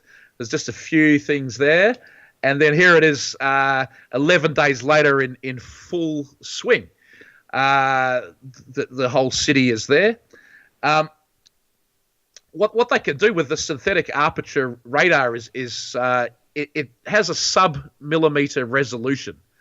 So somebody I know that's got some ties to defense contracting told me that what they're able to do with the sub-millimeter resolution is they can identify what brand of cigarette someone is smoking from space by the composition of the tobacco inside the cigarette. The way that it's rolled together is unique to the different manufacturers. So this is incredibly, incredibly powerful stuff. And the images that I'm showing you here, these are just the declassified public images that we get to see. That the actual resolution is great, far superior. This image here is actually from a plane, not from a satellite. This is hyperspectral infrared imagery. And so basically everything there is gives off a heat signature.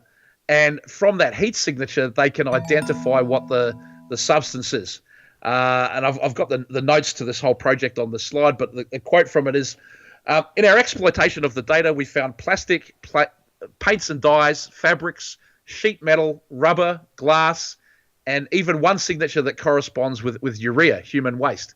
So think about this, right? From this aircraft flies over Burning Man, and with these infrared scanners, they can identify what's rubber, what's glass, what's human waste.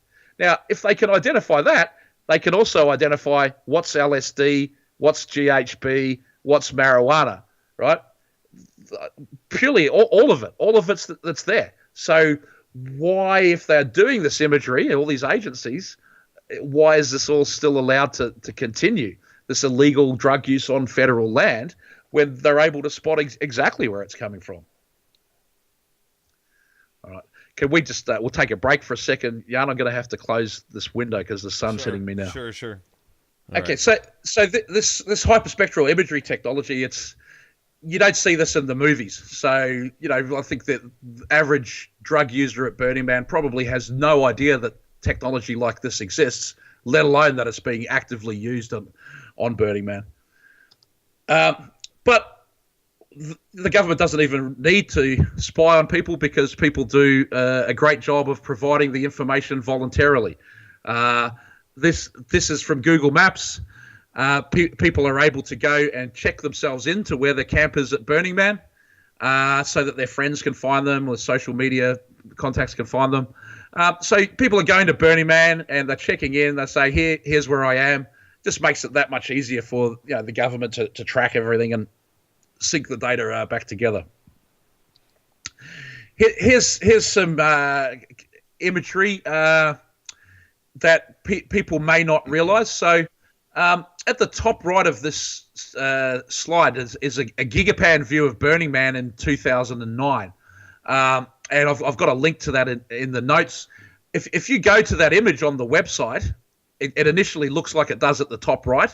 And as you click on it, it zooms in and zooms in and zooms in.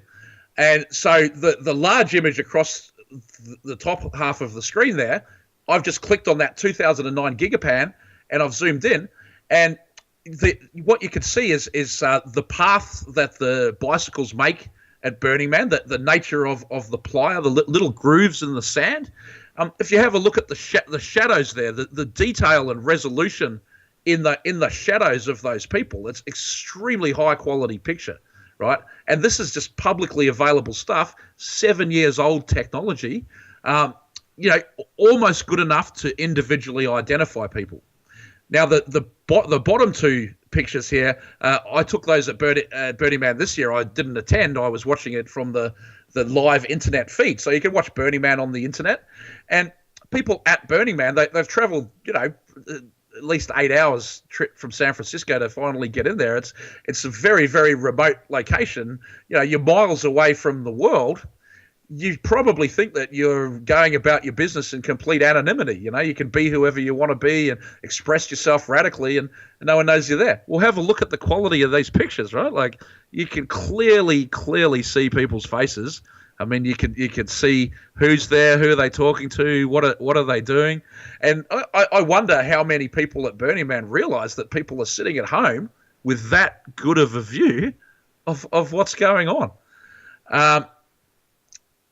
Now, the internet feed this video feed for Burning Man is provided by this guy here, Matt Reyes, Motorbike Matt.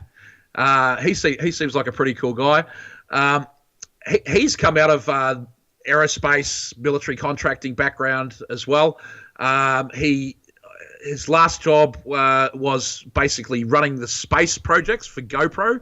So you saw stuff like Felix Baumgartner jumping out of the space capsule and parachuting down to Earth and things like that.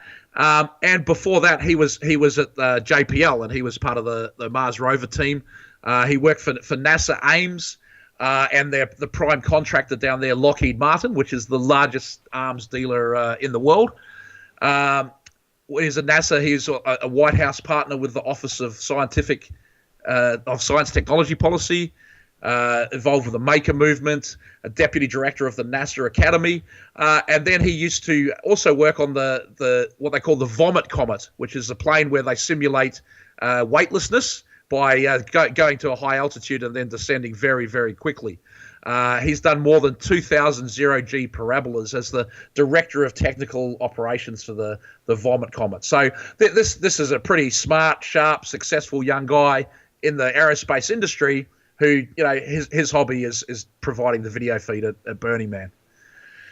And then the next guy I want to talk about is Dr. Bruce Dahmer, he's heavily involved in the psychedelic movement. Was friends with Terence McKenna, still friends with Dennis McKenna. He goes and lectures and briefs the Pentagon, right? They'll bring him into the Pentagon. There's an image down there of the Highlands Forum, which is a virtual reality project he did. And the Highlands Forum was exposed by Nafeez Ahmed as this secretive group that was working with the CIA when Google was founded. So Google came out of this Highlands Forum group. It was a CIA project before it was launched. And this guy, Bruce Dahmer, he's part of that. There he is pictured with Sasha Shulgin. He's also pictured with Larry Harvey, Burning Man founder. They do a thing also the guy there from Psychedelic Salon, whom he did the show with back in the day when he came out admitting that Terence McKenna hadn't done mushrooms for like 2 decades. Right, yeah. Well, they do a thing called Palenque Norte, which apparently Terence McKenna had a very successful psychedelics festival in Mexico called Palenque. So they've recreated that at Burning Man. The Psychedelic Salon is part of that as well. They've had some pretty interesting speakers at that, and then he tells this amazing story on the Joe Rogan show about Camp Pliagon. So he camped with Camp Pliagon, which is guys from the Pentagon who run all of the networks at Burning Man.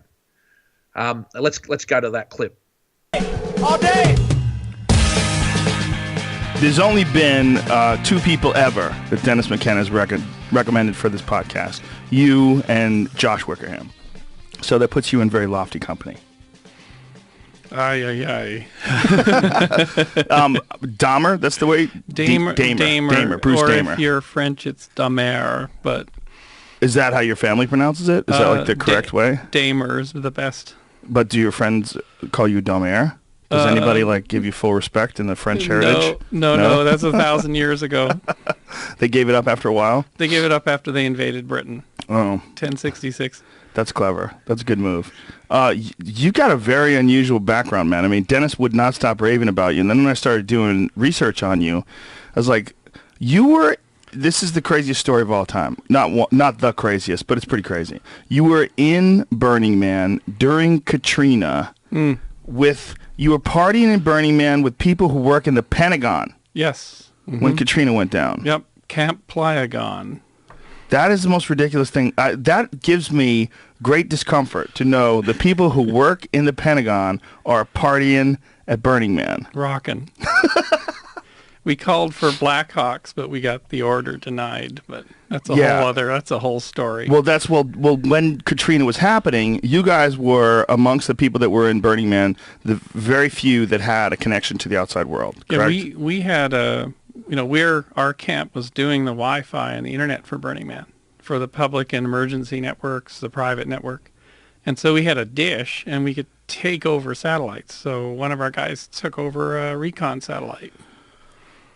Took it offline. Is that legal? Is that legal, or is that a Pentagon move? It's a Pentagon move. So he took this thing offline, and I'd actually been at it's an NRO, National Reconnaissance Office. I had been at an NRO launch just the year before, and then I look over and I see the logo on the laptop, and I say, "What are you doing?" To this man who remained nameless. And he said, "Shut up," and turned his laptop away, and he pounded in a code, and he took this thing offline. And so our Iridium phone rang, this Pentagon wireless satellite phone that's like the general on the other side is saying, "What's going on?"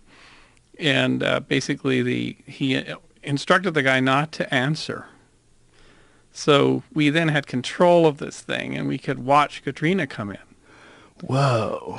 Because the government wasn't doing anything with all these national resource assets to help people. And this was the frustration that he had.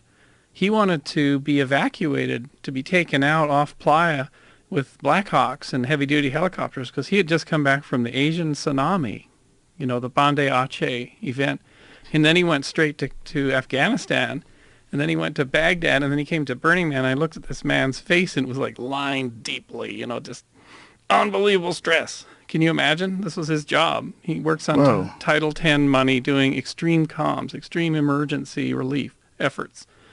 And he's invented all this shit, like cell phones that come down on parachutes that'll run for a month, and people pick up these cell phones and push a button, and there's somebody who speaks Tagalog right there to say, "What do you need? What's your position?"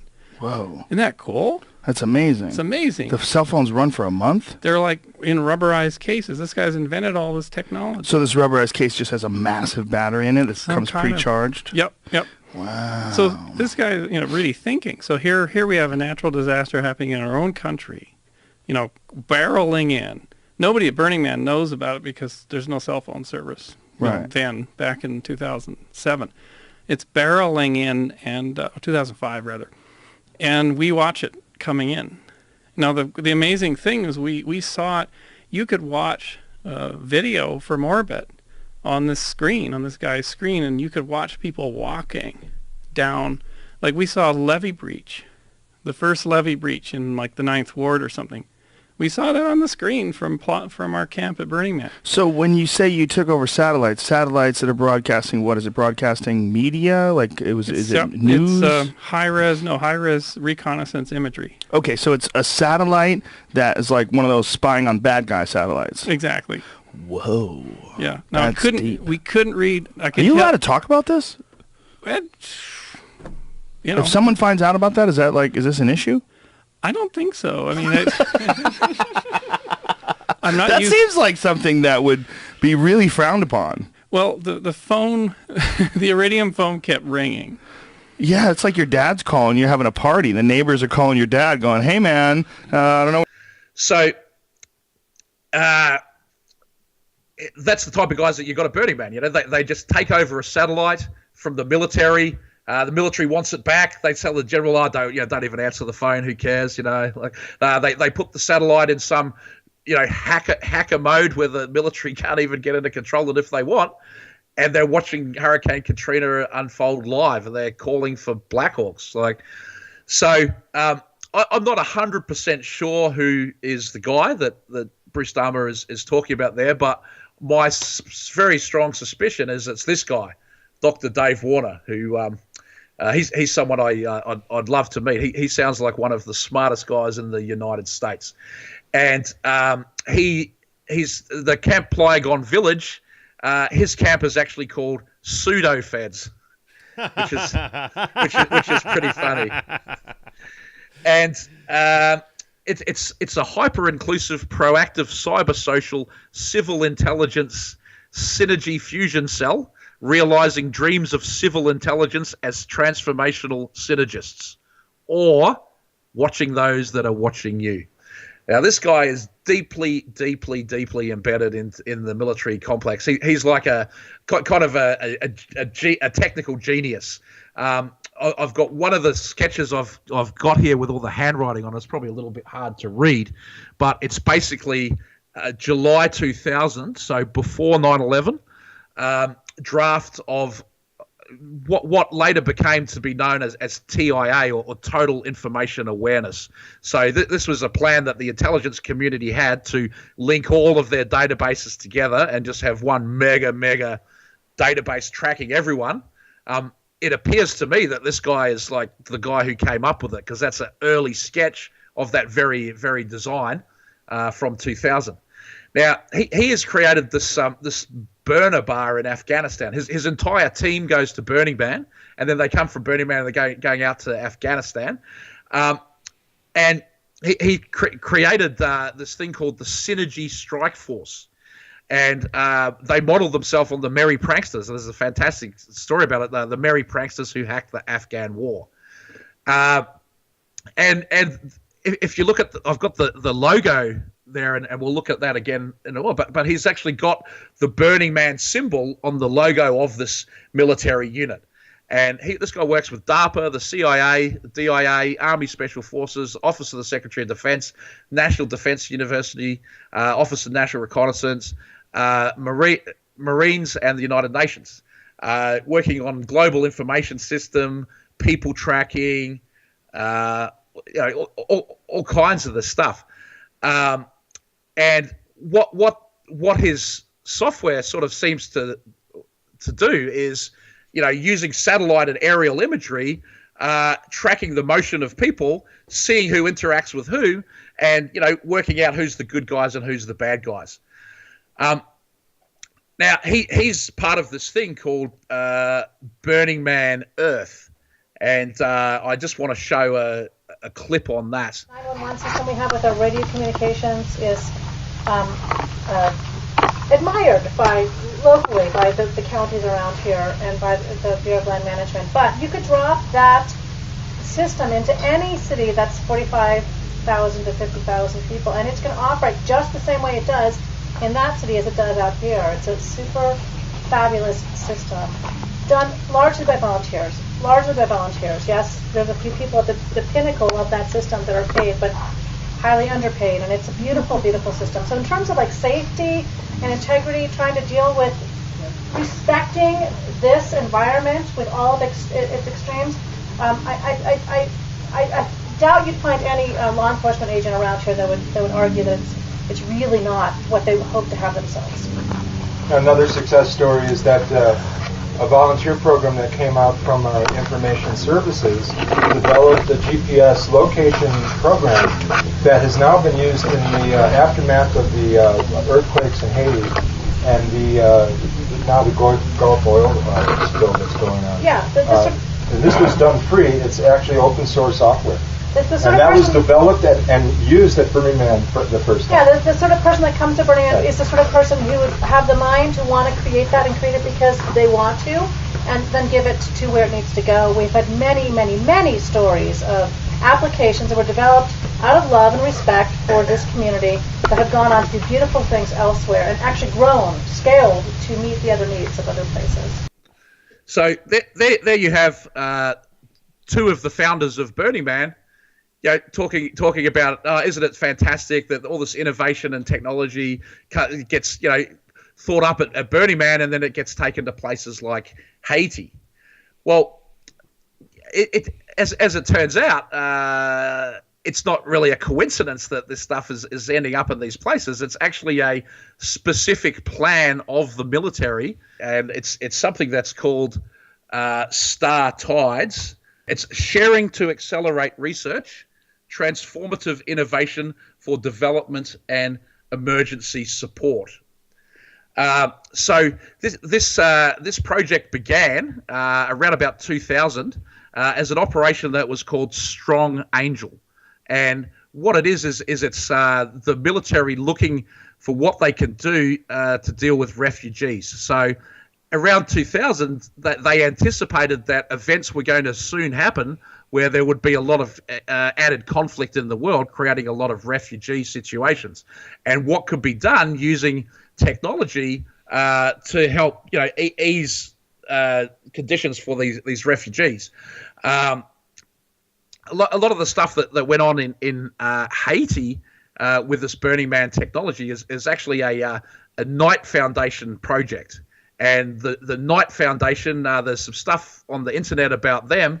That's the guys behind the McClatchy Media Group, was one of the largest newspaper groups in the country. But this group called Indie Media refused to take money from the Knight Foundation because they thought that they were a CIA front. So that's one of the main groups that's been funding taking Burning Man technology into Haiti. Henry Kissinger's doctor is the principal of that. It's also being funded by the MacArthur Foundation. So this thing here, Burning Man Earth, they launched this around about 07, 08, and this is around about the time that Google was doing their development of Google Earth and Google Maps. It says, would you like to fly over Black Rock City, zoom to your favorite theme camp, zip out to deep playa art installations, and connect with your fellow participants year-round? Welcome to Burning Man Earth, a 3D virtual representation of Black Rock City. It's available year-round so you can learn what was done, how, and connect with who made it happen.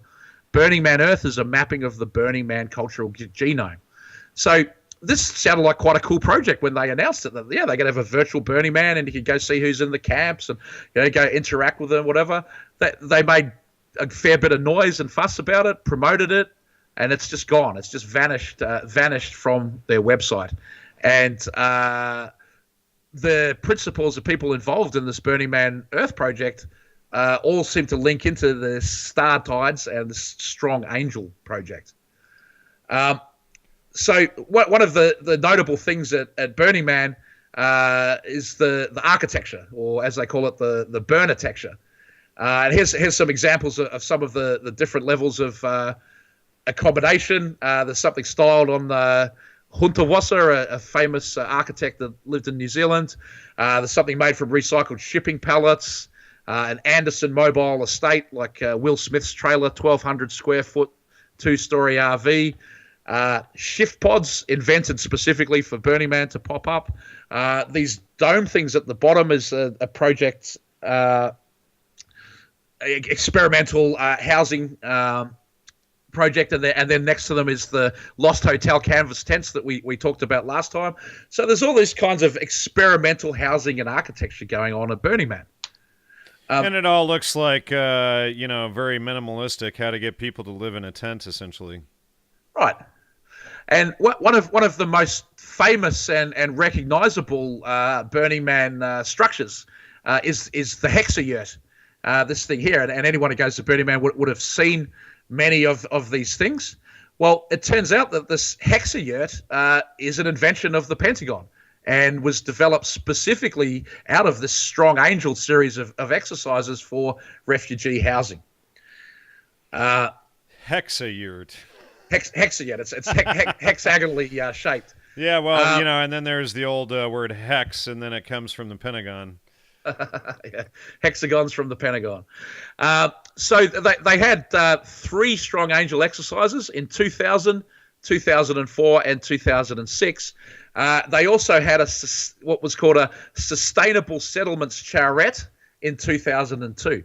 And this was organized, it was in Santa Barbara, but it was organized by Amory Lovins, who's the founder of the Rocky Mountain Institute. And he used to be part of Stuart Brand's group. So they had a bit of a falling out, I believe, because Stuart Brand is a big proponent of nuclear power, and the Rocky Mountain Institute and Amory Lovins are more about doing the green stuff. But at the Sustainable Settlements Charrette, they had specific agenda items to discuss what are we going to do. We need to come up with a way to have refugee housing that can be, cheaply manufactured and easily set up. And the guy who invented the Hexayurt attended the Sustainable Settlements Charrette and said that he created it as a response to the discussions that went on at this workshop. So this idea has absolutely come from look at all the different organizations that are represented in this exercise, as well as all the different branches of military-industrial complex. There's groups like the Buckminster Fuller Institute, tying into Stuart Brand again, Engineers Without Borders, and Geeks Without Borders. Burning Man has gone and created their own group, Burners Without Borders. And you'd say, well, it's modeled on Médecins Sans Frontières, the Doctors Without Borders. And, perhaps they are, but it's kind of funny that this group, Engineers Without Borders, is getting together with the military and saying we need to have rapid response teams for disaster recovery, which is also what Jim Channon outlined in the 1st Earth Battalion. His plans for the evolution of the military was that we would have these rapid response teams for disaster recovery. And now Burning Man is saying, hey, aren't we wonderful? We have these rapid response teams for disaster recovery. And they're using this same technology that have been developed by these groups. And the idea is the tools to create order out of chaos. By the Strong Angel 3, by the time of that, they were up to 800 participants in this conference. And then their idea was that they could create the stuff with Home Depot materials and build it with unskilled workers. Here is Boeing's Venn diagram. So, disaster recovery is it's an incredibly complicated thing, and lots of different factors intersecting. And so you need to pay the military millions and millions of dollars to model all this kind of stuff. Here is some of the slides from the Synergy Strike Force, and the part of the philosophy of this Star Tides project is that it should be done with lightweight tools and open source technology, so that it's easily reused. And so much of the information from Dr. Dave Warner and his group Mindtel, it's on their website. It's publicly available. I mean, download it quick. They might pull it after they see this episode. But here's one of the slides, and it specifically says, Burning Man, austere environment, civ int training exercise.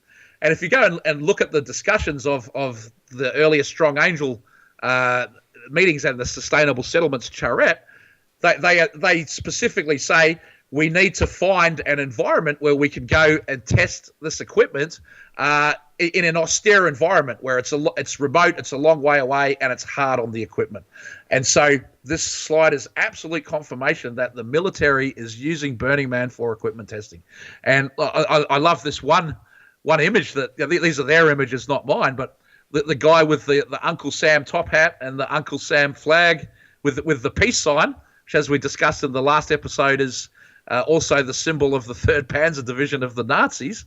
But there he is, walking through Burning Man, dressed up in an Uncle Sam top hat, camp pseudo-feds, pulling the American flag, and this is Uncle Sam hiding out in a rock and roll band, like the great. And then just briefly, some of the other technology that this guy Dave Warner has been, this is the sort of stuff he's been prototyping at Afghanistan and in Hawaii. There's a thing there that's called Pony Express, where they basically get this Pringles can and stick it on top of a car with like a GoPro or some kind of camera on the dash. And I'm sort of extrapolating from the project what it was they were specifically trying to do. But, with this technology, you could go to any region, drive around in a car, and then you have video footage that can be linked to the geospatial information. So this is before Google Street View.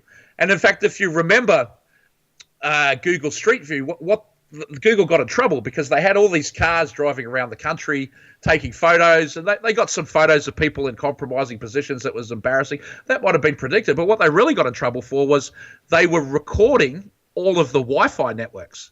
And this guy with the Pringles antenna, that's a directional antenna for Wi-Fi. So it's quite useful for extending the range of a Wi-Fi along a line of sight basis. But, for mobile Wi-Fi, it's not really good for data transmission. But for detecting Wi-Fi networks, it would be very good. So you could imagine that they drop a team in Afghanistan. Maybe they're undercover. They just look like a bunch of burners, go to the burner bar, driving around in their pickup truck, and they're actually filming everything and locating where the Wi-Fi networks are, mapping that geospatially. And then when a computer connects, they can tell you where that computer is by the Wi-Fi network that it's connected to, if they have a global database of Wi-Fi networks. So it's kind of interesting and to me that, what was going on with this Pony Express trial that Dave Warner and his team were doing as part of Strong Angel seems to be incredibly uncannily similar to what Google was doing with Google Street View, including this weird Wi-Fi bit that no one's really ever understood. The other thing that's shown here is they have this tool called ANTS, which is a data visualization tool. And you can basically overlay a whole bunch of stuff. But this would be a way for, if you had satellite imagery of individuals, tracking them moving through a place like Burning Man and identifying, who's a drug dealer, who's a prostitute, who's an agent, and then who do they go and interact with. That would be one potential application of this tool. So the guys that are developing these types of very, advanced prototype technologies for the military, they're not just burners, they are specifically testing this gear at Burning Man on behalf of the military. And here's just some more imagery related to this guy. So he created a staff badge at Burning Man with a fingerprint on it. This is 2007, I think. And he put on the badge, he put this thing, Mini True Special Agent BRC. And then we have the Synergy Strike Force mission patch, which has the Burning Man logo is right in the middle of it. And there's a black and white version of that mission patch at the bottom of the screen, where if you look closely, you can see devil horns coming out of that as well. So this is Burning Man on a military mission patch. And then here's the Hexayurt being set up at the National Defense University as an example of this kind of technology that they prototyped and now can be used for refugee treatment. The big round ball that says GATR, that's a balloon with satellite stuff on it, so they can quickly deploy their own eye in the sky satellite technology. And then I'm showing there on the left is the Haiti Burning Man app that the Burning Man founders mentioned earlier, where you see a map of the city with a whole bunch of information on it where people have checked in.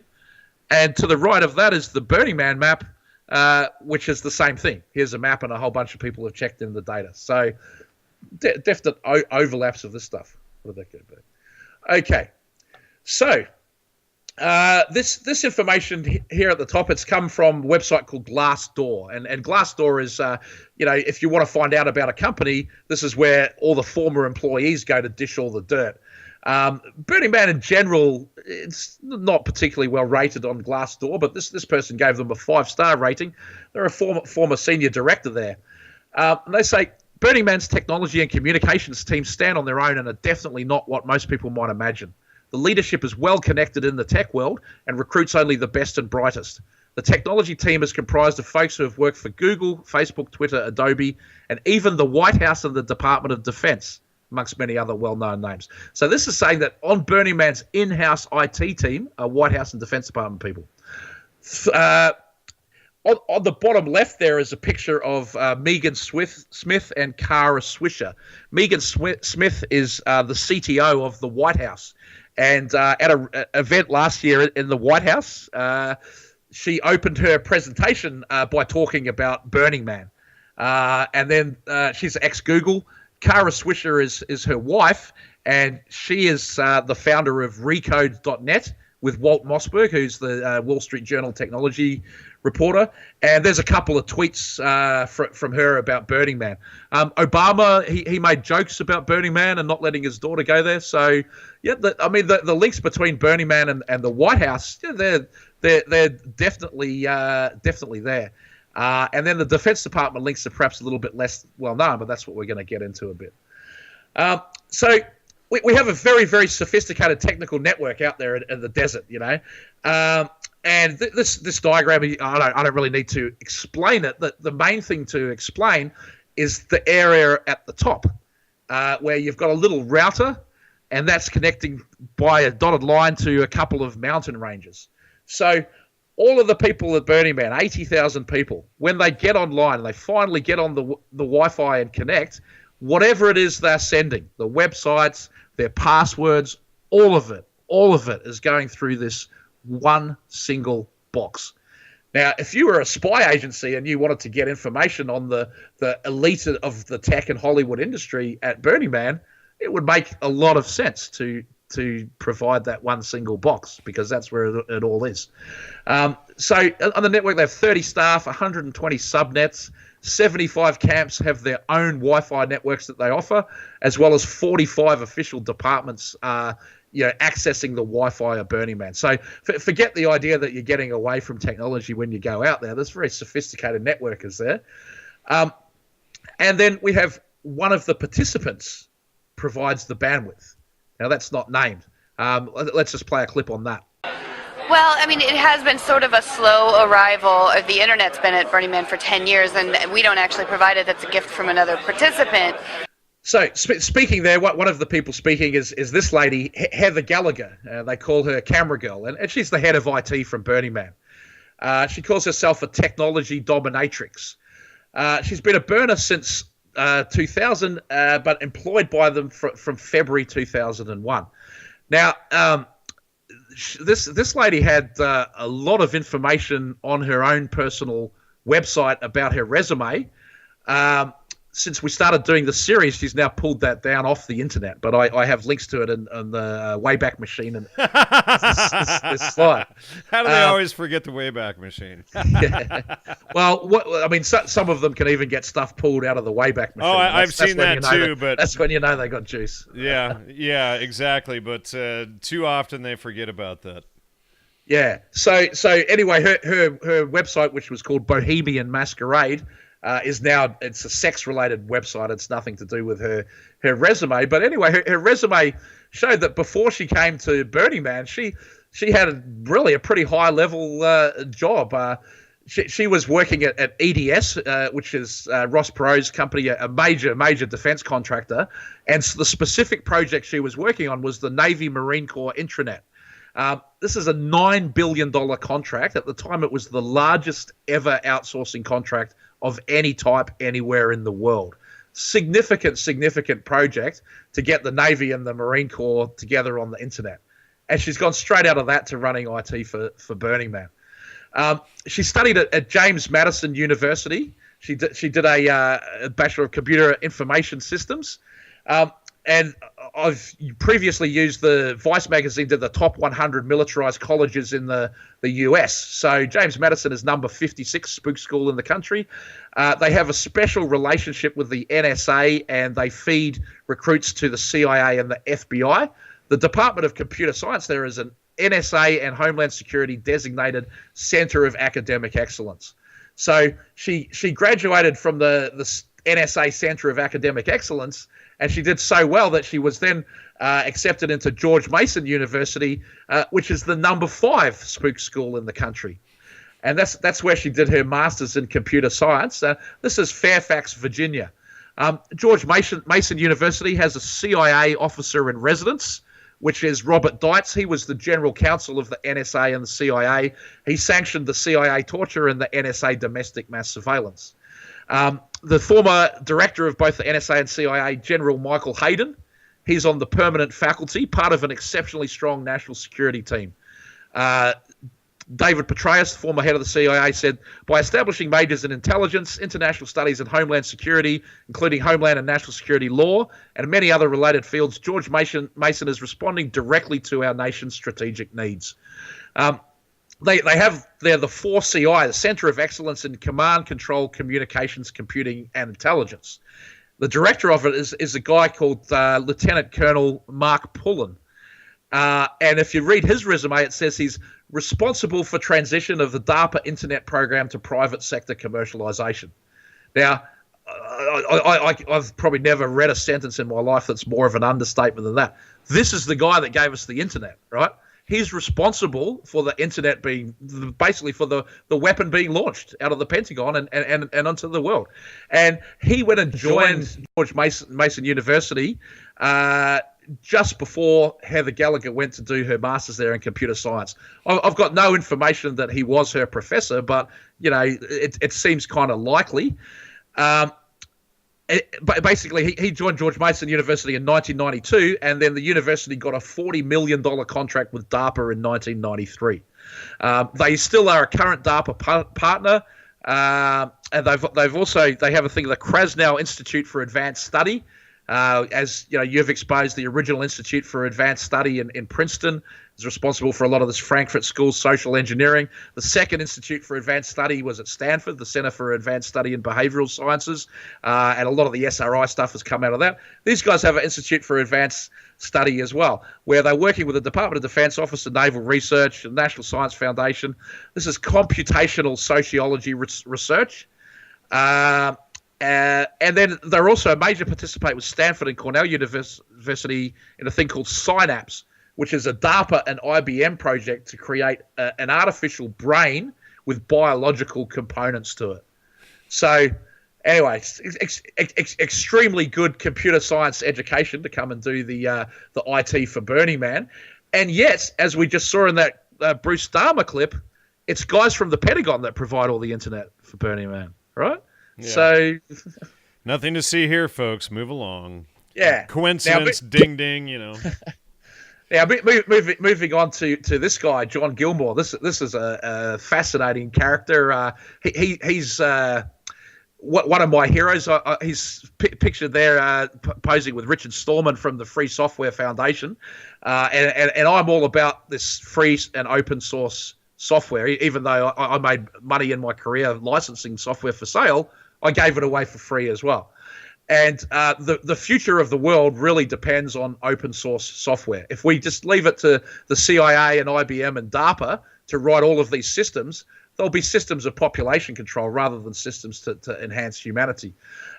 So this guy, John Gilmore, is real an advocate, a flag waver for this movement and for this kind of like crypto anarchy type of thing.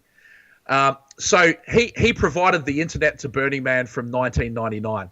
So when they say one of the participants provides the bandwidth to Burning Man, it certainly was this guy from when internet first was brought to Burning Man and the first few years. I don't have any evidence that it's him today, but I don't see why not. Why would he stop? Or perhaps the Pentagon took over.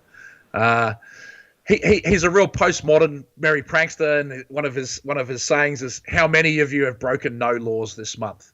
And you and I, Jan, we don't like to be in the fast lane with a slow car in front of us doing the speed limit.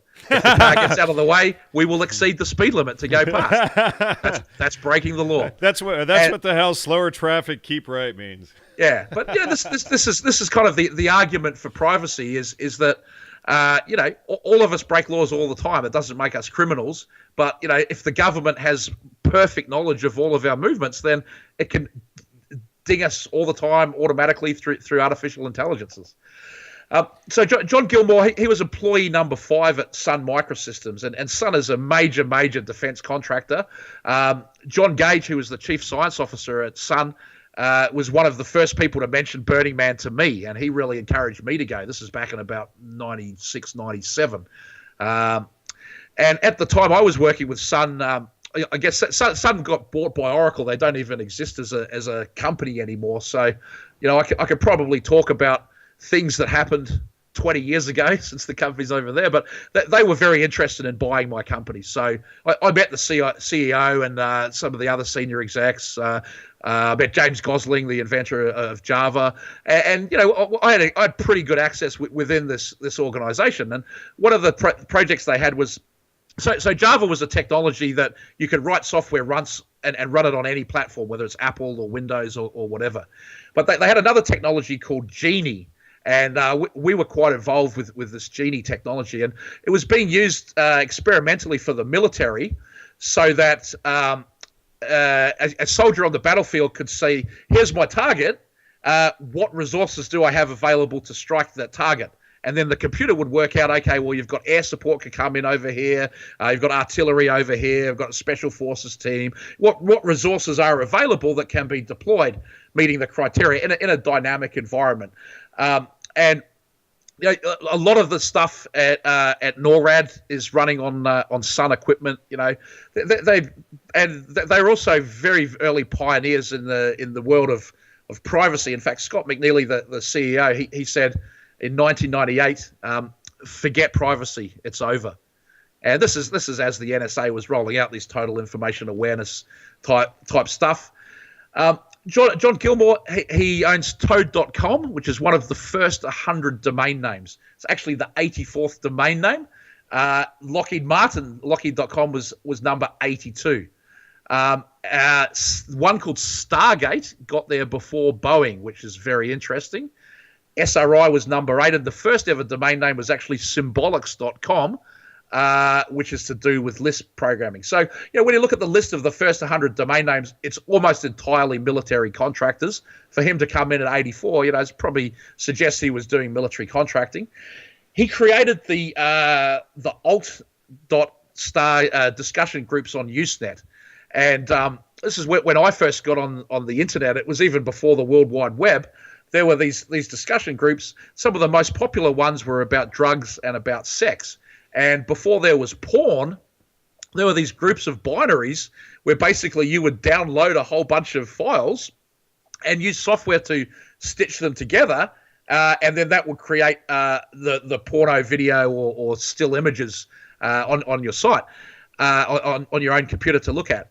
And this is, you could almost say that this guy invented porn on the internet, although, it would have found its way there with or without these alt.star Usenet discussion groups.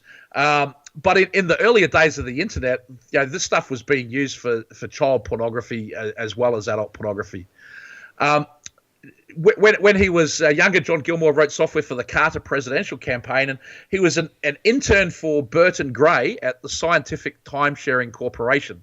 Burton Gray's father was on the Majestic 12 UFO group and the Secretary of the Army, and his brother was the lawyer for George Bush Sr. He founded the Reason Foundation, and the official biography of Burning Man, This is Burning Man by Brian Doherty, that I've been quoting quite a bit from. He's an editor of Reason.com. So this is an interesting coincidence that the book of Burning Man's written by Reason.com, and the Reason Foundation was set up by the guy who's the first boss of the guy providing the internet to Burning Man. The other one that he at the Scientific Time Sharing Corporation, he worked with a guy called Lawrence Breed, and we'll talk about him again in a second. But he is another one of the co-founders of Burning Man. So John Gilmore was an active part of the Billboard Liberation Front. You can see the billboard down at the bottom right of the screen, where they would go to existing marketing billboards, and then they would deface or alter the message to make it amusing and ironic and poignant, and with some political depth to it. So he's listed as the creative director on this 1994 campaign, where they took a sign that said Hillsdale and they took out all of the letters so that it just read LSD, the beginning of something wonderful. John Gilmore is also a founder of the Electronic Frontier Foundation with John Perry Barlow. They're very, very good friends. Also, that's an organization that's funded by Soros, isn't it? Look, the EFF gets a lot of different funding. I don't really think you could call that one a Soros front, but it to me it raises a very, very big question, right? And this is the Hegelian dialectic, the idea that you want to create and control both sides of a situation to get the outcome you want. If you were going to have controlled opposition, then the Electronic Frontier Foundation would be a fantastic way to do it. And they began originally looking at hackers and trying to defend hackers. They've pushed for cryptography, that people should have a right to use encryption. But there's also a lot of battles that they haven't really fought.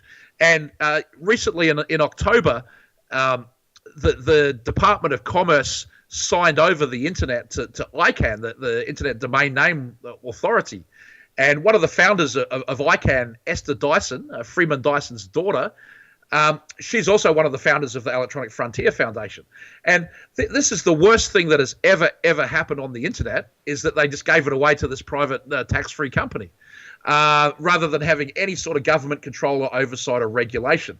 And what's going on now with the fake news, I suspect, is very much tied to this internet thing that they can say this website disseminates fake news, and then they can say that website may no longer be on the internet. They have the power to permanently remove websites. So where was the EFF protesting this ICANN transfer?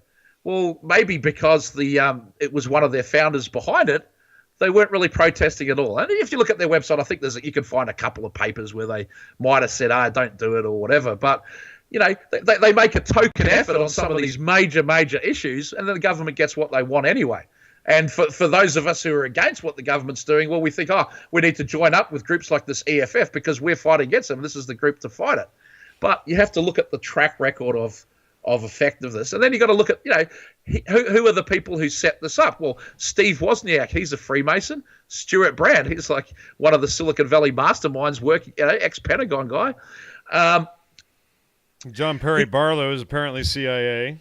Yeah, and admits to having been the contractor for CIA and knowing all the top people at the NSA. So are these really the true libertarians of humanity? Can you? And I don't know. I mean, it's a genuine question. I think that within this whole history of technology and the internet, there are some good people, white hat hackers, if you want to call them that, who have built in, these tools against the man. And maybe we should invite John Perry Barlow on the show and do a show, all of us together. I'm down with it. Yeah, well, let's see if we can get him on, and I'd love to interview John Gilmore as well. So he's founded a whole bunch of different things as well. He's a founder of MAPS. He's been involved with it absolutely from the beginning, and one of the main funders of it. Also, the Marijuana Policy Project, Students for a Sensible Drug Policy. His mother is named Pat Woodruff, and that's a coincidence, perhaps just a pure coincidence, but Timothy Leary married a Rosemary Woodruff. Let me just interject here because I just pulled him up in my database, and what I see connected with Black Dahlia, connected with Greenwich Village, Jack Kerouac, William Burroughs, and Marlon Brando. But it looks like he's directly connected with the Greenwich Village team of MK Ultra. So, major red flag there for me on Gilmore. Well, and then one of the other red flags is his records are not available anywhere in Ancestry.com. Like I found maybe he lived in Oakland at one point in the 80s. That's it. But there's no birth certificate, no wedding certificates, nothing. And what's particularly interesting, and this is now we're getting purely into the realm of speculation, but maybe people in the audience can comment on their thoughts of that. Look at these two guys. So the guy at the top left there with the funny eyebrows, that's Peter Gilmore. And Peter Gilmore's the head of the Church of Satan. Now, do you think these two guys could be brothers? I mean, both of them seem to have had their records scrubbed from Ancestry.com. Now, that's a hell of a coincidence, okay? If they weren't related, then I could understand one's there but not the other. And you can understand that John Gilmore, he's certainly got enough juice in the tech industry to get people to do favors for him. He's deeply embedded. He probably knows enough spooky people that he probably has a security clearance, so maybe he gets in it. But why is the Church of Satan? What power does he have to get taken out of Ancestry.com? These guys, they were born 3 years apart. I've been able to determine that John has a brother who's married, and Peter is married. So John Gilmore, he grew up in Bradford, Pennsylvania, McCain County, and that's right on the border with New York. Peter grew up in upstate New York. So to me, I reckon they look pretty similar. I reckon they look like brothers. My wife disagrees. She doesn't think they do. So I don't know. What do you think, Jan? I think I would say definitely possible, but definitely need more information. I mean, surely there's a whole lot of overlap for the possibility to be there. Yeah, I mean, and it's hard to verify since both of them have their records scrubbed from Ancestry.com. But anyway, that's if true, that would be one enormous coincidence that the guy who provides internet to Burning Man is the brother of the head of the Church of Satan. Well, let's just put that as a coincidence question mark. Yeah, question mark. So then I mentioned this guy before that John Gilmore worked with when he was an intern at the scientific time-sharing company. Lawrence Breed, his nickname is Ember. He's the guy who came up with the idea that Burning Man should be inside a Pentagon. He invented the Pentagon trash fence that goes around it. He's come out of Stanford computer science. Some call him the father of computer animation, although I recently met one of the co-founders of Pixar and he'd never heard of this guy. But what he did is he programmed the Stanford football scoreboard in the halftime game to do animations with the lights coming on and off it at different times. And this was like the first public use of computer animation. He also created the APL programming language, which is like an artificial intelligence kind of thing, and one of the very, very first email clients. And he made this occult device. There's an amazing story about Archimedes, how he used this concave mirror to focus sunlight onto the sails of a invading fleet, and he set fire to all of the ships with this technology. Well, this guy Larry Breed has created a similar mirror, and what they do is they use this mirror to light a torch on the Monday before Burning Man, which is held by Crimson Rose, the occultist co-founder of Burning Man, and then they use this torch to light a cauldron, and the cauldron is called El Diablo. The devil, the female version of the devil. So they use sunlight and an occult mirror to light the devil, and then they light all of the torches at Burning Man from this devil cauldron. So every night there's ceremonies where they light almost 1,000 torches. A team of 200 volunteers. They wear robes. They walk around and they do the ceremonial fire magic. So this guy Larry Breed, he's one of the heavyweights of the tech world, one of the founders of computing. This guy Brian Behlendorf, he was his Wikipedia page says he was the first chief technology guru of Burning Man, and he was going there from very early days. He's now the CTO of the World Economic Forum in Davos. So he basically went and set up Burning Man, and then he went and set up Davos, is how it seems to me. He's on the board of the EFF. He built Wired's Hot Wired website, which was one of the first places used to promote Burning Man on the internet. And he also created the SF Raves mailing list. And he's the primary developer of Apache, which if you're a techie, you know what that is. But basically, this is free software that runs a web server. 47% of all of the World Wide Web runs on this software, including the CIA and including the Vatican. And this is the guy who wrote it. So that's a hell of a dude to come in as the first technology guru of Burning Man. There's now more than 1 billion host names on the internet and more than 200 million websites. He's also on the board of Wickr. Wickr is a messaging and communications and encrypted technology. It's being used by a lot of drug dealers, is what I hear. And on the board of Wickr with him is Ambassador Joseph Detrani. He's CIA. And a guy called Jerry Dixon, who's the cyber czar for the Department of Homeland Security. And then I've got a tweet from him there. He's tweeting the White House about their Burning Man theme camp and hosting a Maker Fair. So this guy, I can't prove he's a spook, but he certainly mixes with a lot of them, and the CIA runs on his software. This is another extremely, extremely heavyweight guy in the technology world, and he's the first chief technology guru of Burning Man. So how do they get a guy like that when it's like 80 people in the desert, merry pranksters running around? This guy David Burgess, so he's responsible for cell phones being at Burning Man, and that's quite a controversial thing. And his camp is called Camp Papa Legba. And Papa Legba is a Haitian voodoo god who stands at the crossroads to the spirit world. So they designed and prototyped the Burning Man, this open BTS, free pop-up cell phone network. And Burning Man is in a unique telecommunications environment. in Fallon, Nevada, is Churchill County Communications, which is the only county-owned telco in the United States. So 80% of this county has fiber to the home versus 18% nationwide.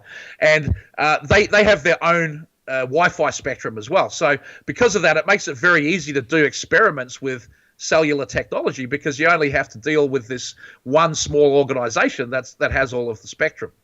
The guys that David Burgess has worked with in this open BTS to bring the first cell phone network out to Burning Man, they all come from a signals intelligence background, and as does he. And so this information is from his LinkedIn profile.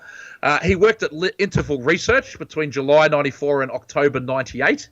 Now, that's the similar time as Leo Villarreal, who is one of the board of directors of Burning Man, and Sergey Brin, the Google founder. So Sergey is working for Interval Research and the CIA while a student at Stanford before he spins Google out. And this guy's at Interval Research as well. He's been building precision navigation systems for Boeing, statistic signal processing in Napa. I'm in Napa right now, and about half a mile down the road from me is this complex of buildings with massive, massive satellite dishes. And I've been asking locals for years what it is, and nobody really knows. But it wouldn't surprise me if it's related to the statistical signal processing. He's got a clearance for top secret sensitive compartmenters information, SIGINT working with the Army and the USAF, Mission Research Corp, and then Martone Radio Technology. So 05 to 07, the period when he is rolling into Burning Man, this open source-based pop-up cell phone network, he's working for the provider of extremely advanced wireless equipment to the U.S. military for more than a decade. So here we get another military contractor. He's actually pictured there with John Gilmore in a tent at Burning Man. So this is who's bringing you cell phone service at Burning Man. Guys working for DARPA and the NSA with top secret security clearances, signals intelligence guys. And then we have this other guy, Brent Chapman. So the clip I played earlier, they're talking about how the Emergency Services Department of Burning Man is the envy of the world. Well, yeah, I mean, this guy came out of Xerox PARC, Cray, which was a supercomputer company and also huge in the crypto space, Silicon Graphics. And he's the dispatch supervisor for Burning Man's Emergency Services Department. So he's helped them implement this unified Tier 1 command where the government agencies, the local police, and the medical teams are all working together with this dispatch unit and a computing system. He created Major Domo, which is, if you subscribe to mailing lists via email on the internet, you probably use Major Domo. It's one of the most significant pieces of software on the internet. And he's run Google's fiber to the home since 2011. So, I mean, yeah, the Burning Man's dispatch is the envy of emergency service departments around the world because they've got a senior executive from Google running it. I'm sure any of them would like to have I don't know what you get paid to run Google's fiber to the home, but I imagine it's north of $500,000 a year, This is not the type of person that, your local Persian County police, if they recruit well and learn from Burning Man, can just pick up a phone and get this guy to run their dispatch. The quote about him here is, he literally wrote the book on network security, and he's also a great humanitarian and throws great parties.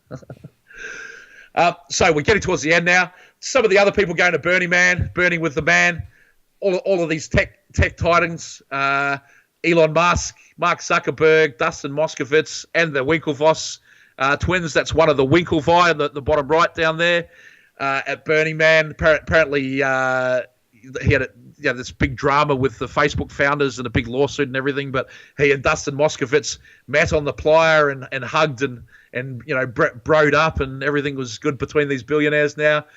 All the Google guys there, not just the founders. I mean, Eric Schmidt, the CEO of Google, he was recruited because he had been at Burning Man. Astro Teller, who's the head of the Google X Labs, he's a big Burning Man guy. Jeff Bezos from Amazon, I don't know if he still goes, but he used to go back in the day. Amazon, they did a $600 million hosting deal with the CIA. What specifically software the CIA wanted to run on Amazon's cloud is unknown and probably classified. But about a month after he got the $600 million deal, he spent $260 million to buy the Washington Post from the Graham family. And the Washington Post, obviously Operation Mockingbird, it's one of the main mouthpiece organs used by the CIA and their mighty Wurlitzer. And then Bezos, many of the products seem to have a Burning Man theme. Kindle, that's fire. Kindle Fire. A lot of the boxes I get from Amazon say everything about book burning. Yeah, and burn your books. We'll give it to you digitally from now on. You got the founder of Monster.com. He has a major sound camp there called Root Society. Bob Pittman, the founder of MTV and Clear Channel, which is now called iHeartRadio. He's on the board of Burning Man Arts. He has a camp there called Camp Cyclone. It's him posing at number 6, and that's the experimental housing spider dome that he's developing there. Bruce DeCarl that runs the Wayback Machine. He's a big Burning Man guy. Philip Rosedale that created Linden Labs and Second Life. He got the inspiration to create that at Burning Man. Joby Pritzker, met him recently. He's a nice guy. He's on the board of the Marijuana Policy Project with John Gilmore. He's also on the board of MAPS. And then Bob Wallace, who is employee number 9 at Microsoft. He's also a co-founder of MAPS and was at the initial hacker conferences. So, these are the elite of the tech industry. We've also got Hollywood out there. Susan Sarandon did a whole thing for Timothy Leary, a big ritual recently. Jared Leto, he bought the facility at Lookout Mountain that Dave McGowan spoke about in his book. That's now Jared Leto's house, and he's now a pink-haired Burning Man guy. Kevin Evans and Carrie Galbraith are kind of founders of the Cacophony Society, and they claim responsibility for coming up with Zone Trip 4, which was their adventure out in the desert that led to Burning Man. They're animators and games artists, and they work for Spectrum Holobyte. And Gilman Louie, who was the entrepreneur, founder of Spectrum Holobyte, he went on to be the founder of In-Q-Tel.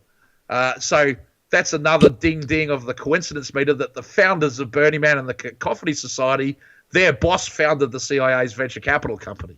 This guy, David Silverman, he goes by the name of Tubatron.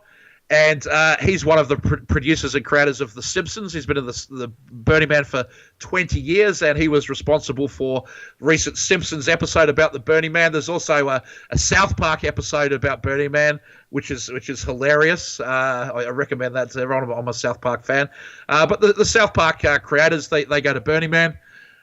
Jim Carrey, who is rumored to be the head of Satanism in Hollywood. You can look that up on the internet. Really? Wow. Yeah. Katy Perry, another satanic fan that loves to have Baphomets and things like that, and other occult symbolism in her videos. Larry Hagman, JR, he went there. So a lot of, and we got pictures down there of P. Diddy, assorted starlets. That's a picture of Jim Carrey doing a graduation speech with a painting, a UV blacklight painting he created, inspired by Burning Man. And then we have Will Smith in a top hat with a gas mask on. And the top right is an art installation by Rosario Dawson, which is a giant misting vagina and penis slide. So you slide through the penis and you come out of the misting vagina. So it's become very fashionable now for these Hollywood celebrities to go to Burning Man and have a think about that network diagram, that one router. All these people's passwords, banking information, whatever. If they log on to that at Burning Man, that's obtained.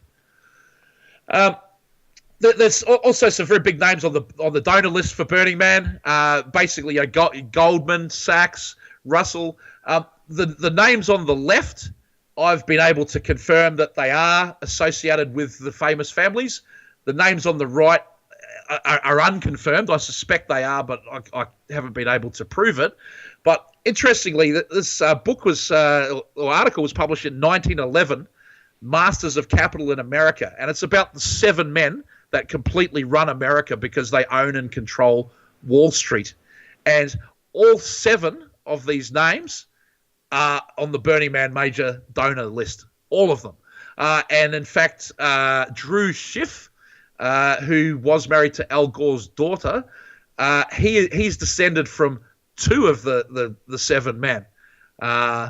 We also have Miranda von Stockhausen. Karl-Heinz von Stockhausen is considered the founder of electronic music, or certainly a pioneer. He's one of the people pictured on the infamous Sgt. Pepper's cover, which is basically all agents there. So he grew up in castles around Germany. She grew up in castles around Germany.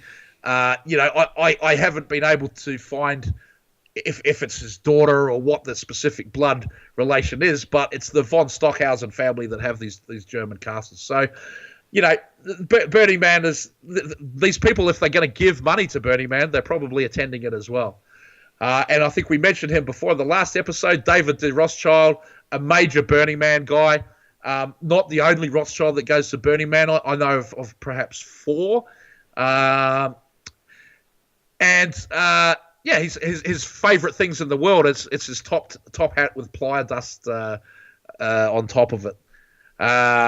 When he crossed the equator in 2010, he crossed the Pacific in a boat made of recycled bottles called Plastiki that apparently was very precarious. I've spoken to someone that actually sailed in the San Francisco Bay on that boat, and he didn't think he was going to make it back to shore in San Francisco, let alone cross the entire Pacific. But for the symbolic moment when David Rothschild, look at him with his skull and bones belt buckle there, when he crosses the equator, he brings out his Burning Man top hat to symbolize the moment. He wants to associate this great peak moment of his life with Burning Man. And then this is the final slide for today, which is, if we have a look at there's a 2016 Forbes billionaire list out. I haven't updated it. We've been working on this series for a while now, I guess. But it came out in 2015 that 62 people have as much wealth as 50% of the world's population. I mean, that really is pretty staggering, right? So how many of those 62 are burners? Well, there's 5 for sure. I'm not sure if Larry Ellison himself has been, but I know that his kids Megan and David have been several times. Bezos, Zuckerberg, and the Google guys. And then there's another 3 names that I find there. I'm not sure if the people are related to the billionaires or not, but they're on the Burning Man major donor list, so they have the same name as billionaires and they give large amounts of money to Burning Man. Quite possible. So it's possible that 8 of these 62 people are there at Burning Man. And you think about the way the vision of Burning Man is sold to the people attenders. This is an experiment and a new way of living. This is a utopia. This is how the whole world should be. And you've got this concentration of intellect, of power, of success, and of wealth. They're all here. Why don't they experiment? Why don't they try to solve the world's problems? Why don't they try to come up with something good? And Burning Man would say, well, we have this thing, Burners Without Borders, where we're going and we're helping people recover from disasters. But that's a military project. Either that or Burning Man as a camp and total control type society. That's exactly what they're trying to do with it. Yeah, absolutely. A painless concentration camp. Right, with lots of drugs and partying. People, what was it that Aldous Huxley said? People will be, hypnotized into loving their servitude or whatever. Now I'm forgetting. Yeah, but they go to Burning Man and they're going through this, this pretty harsh traumatic conditions. They're risking their survival, breathing all this crap into their lungs that's possibly got contamination from decades of military bombing. And why? Why? Right. And they're being dosed with massive amounts of hallucinogenic drugs in this environment and government land where, government top guys in the military tech world are testing their latest spy software out on it, Absolutely. What does it all mean? That's maybe a good note to end it for this one. And then sure. in the next episode, when we get around to recording that, I want to really have a look at we've talked about people that are not really known as the founders of Burning Man. It's not widely known that these technical people that I've just listed have any involvement in Burning Man at all. But in the next one, I want to talk about the officially known founders and how many of the people that put Burning Man together have ties to the military industrial intelligence complex. Excellent. All right. Well, thank you, Steve, so much, and I look forward to Part 6 soon, and I will get Part 5A and Part 5B out as soon as possible. Great. Again, thanks a lot, Jan. Thanks a lot, and Happy New Year, everyone, and take care.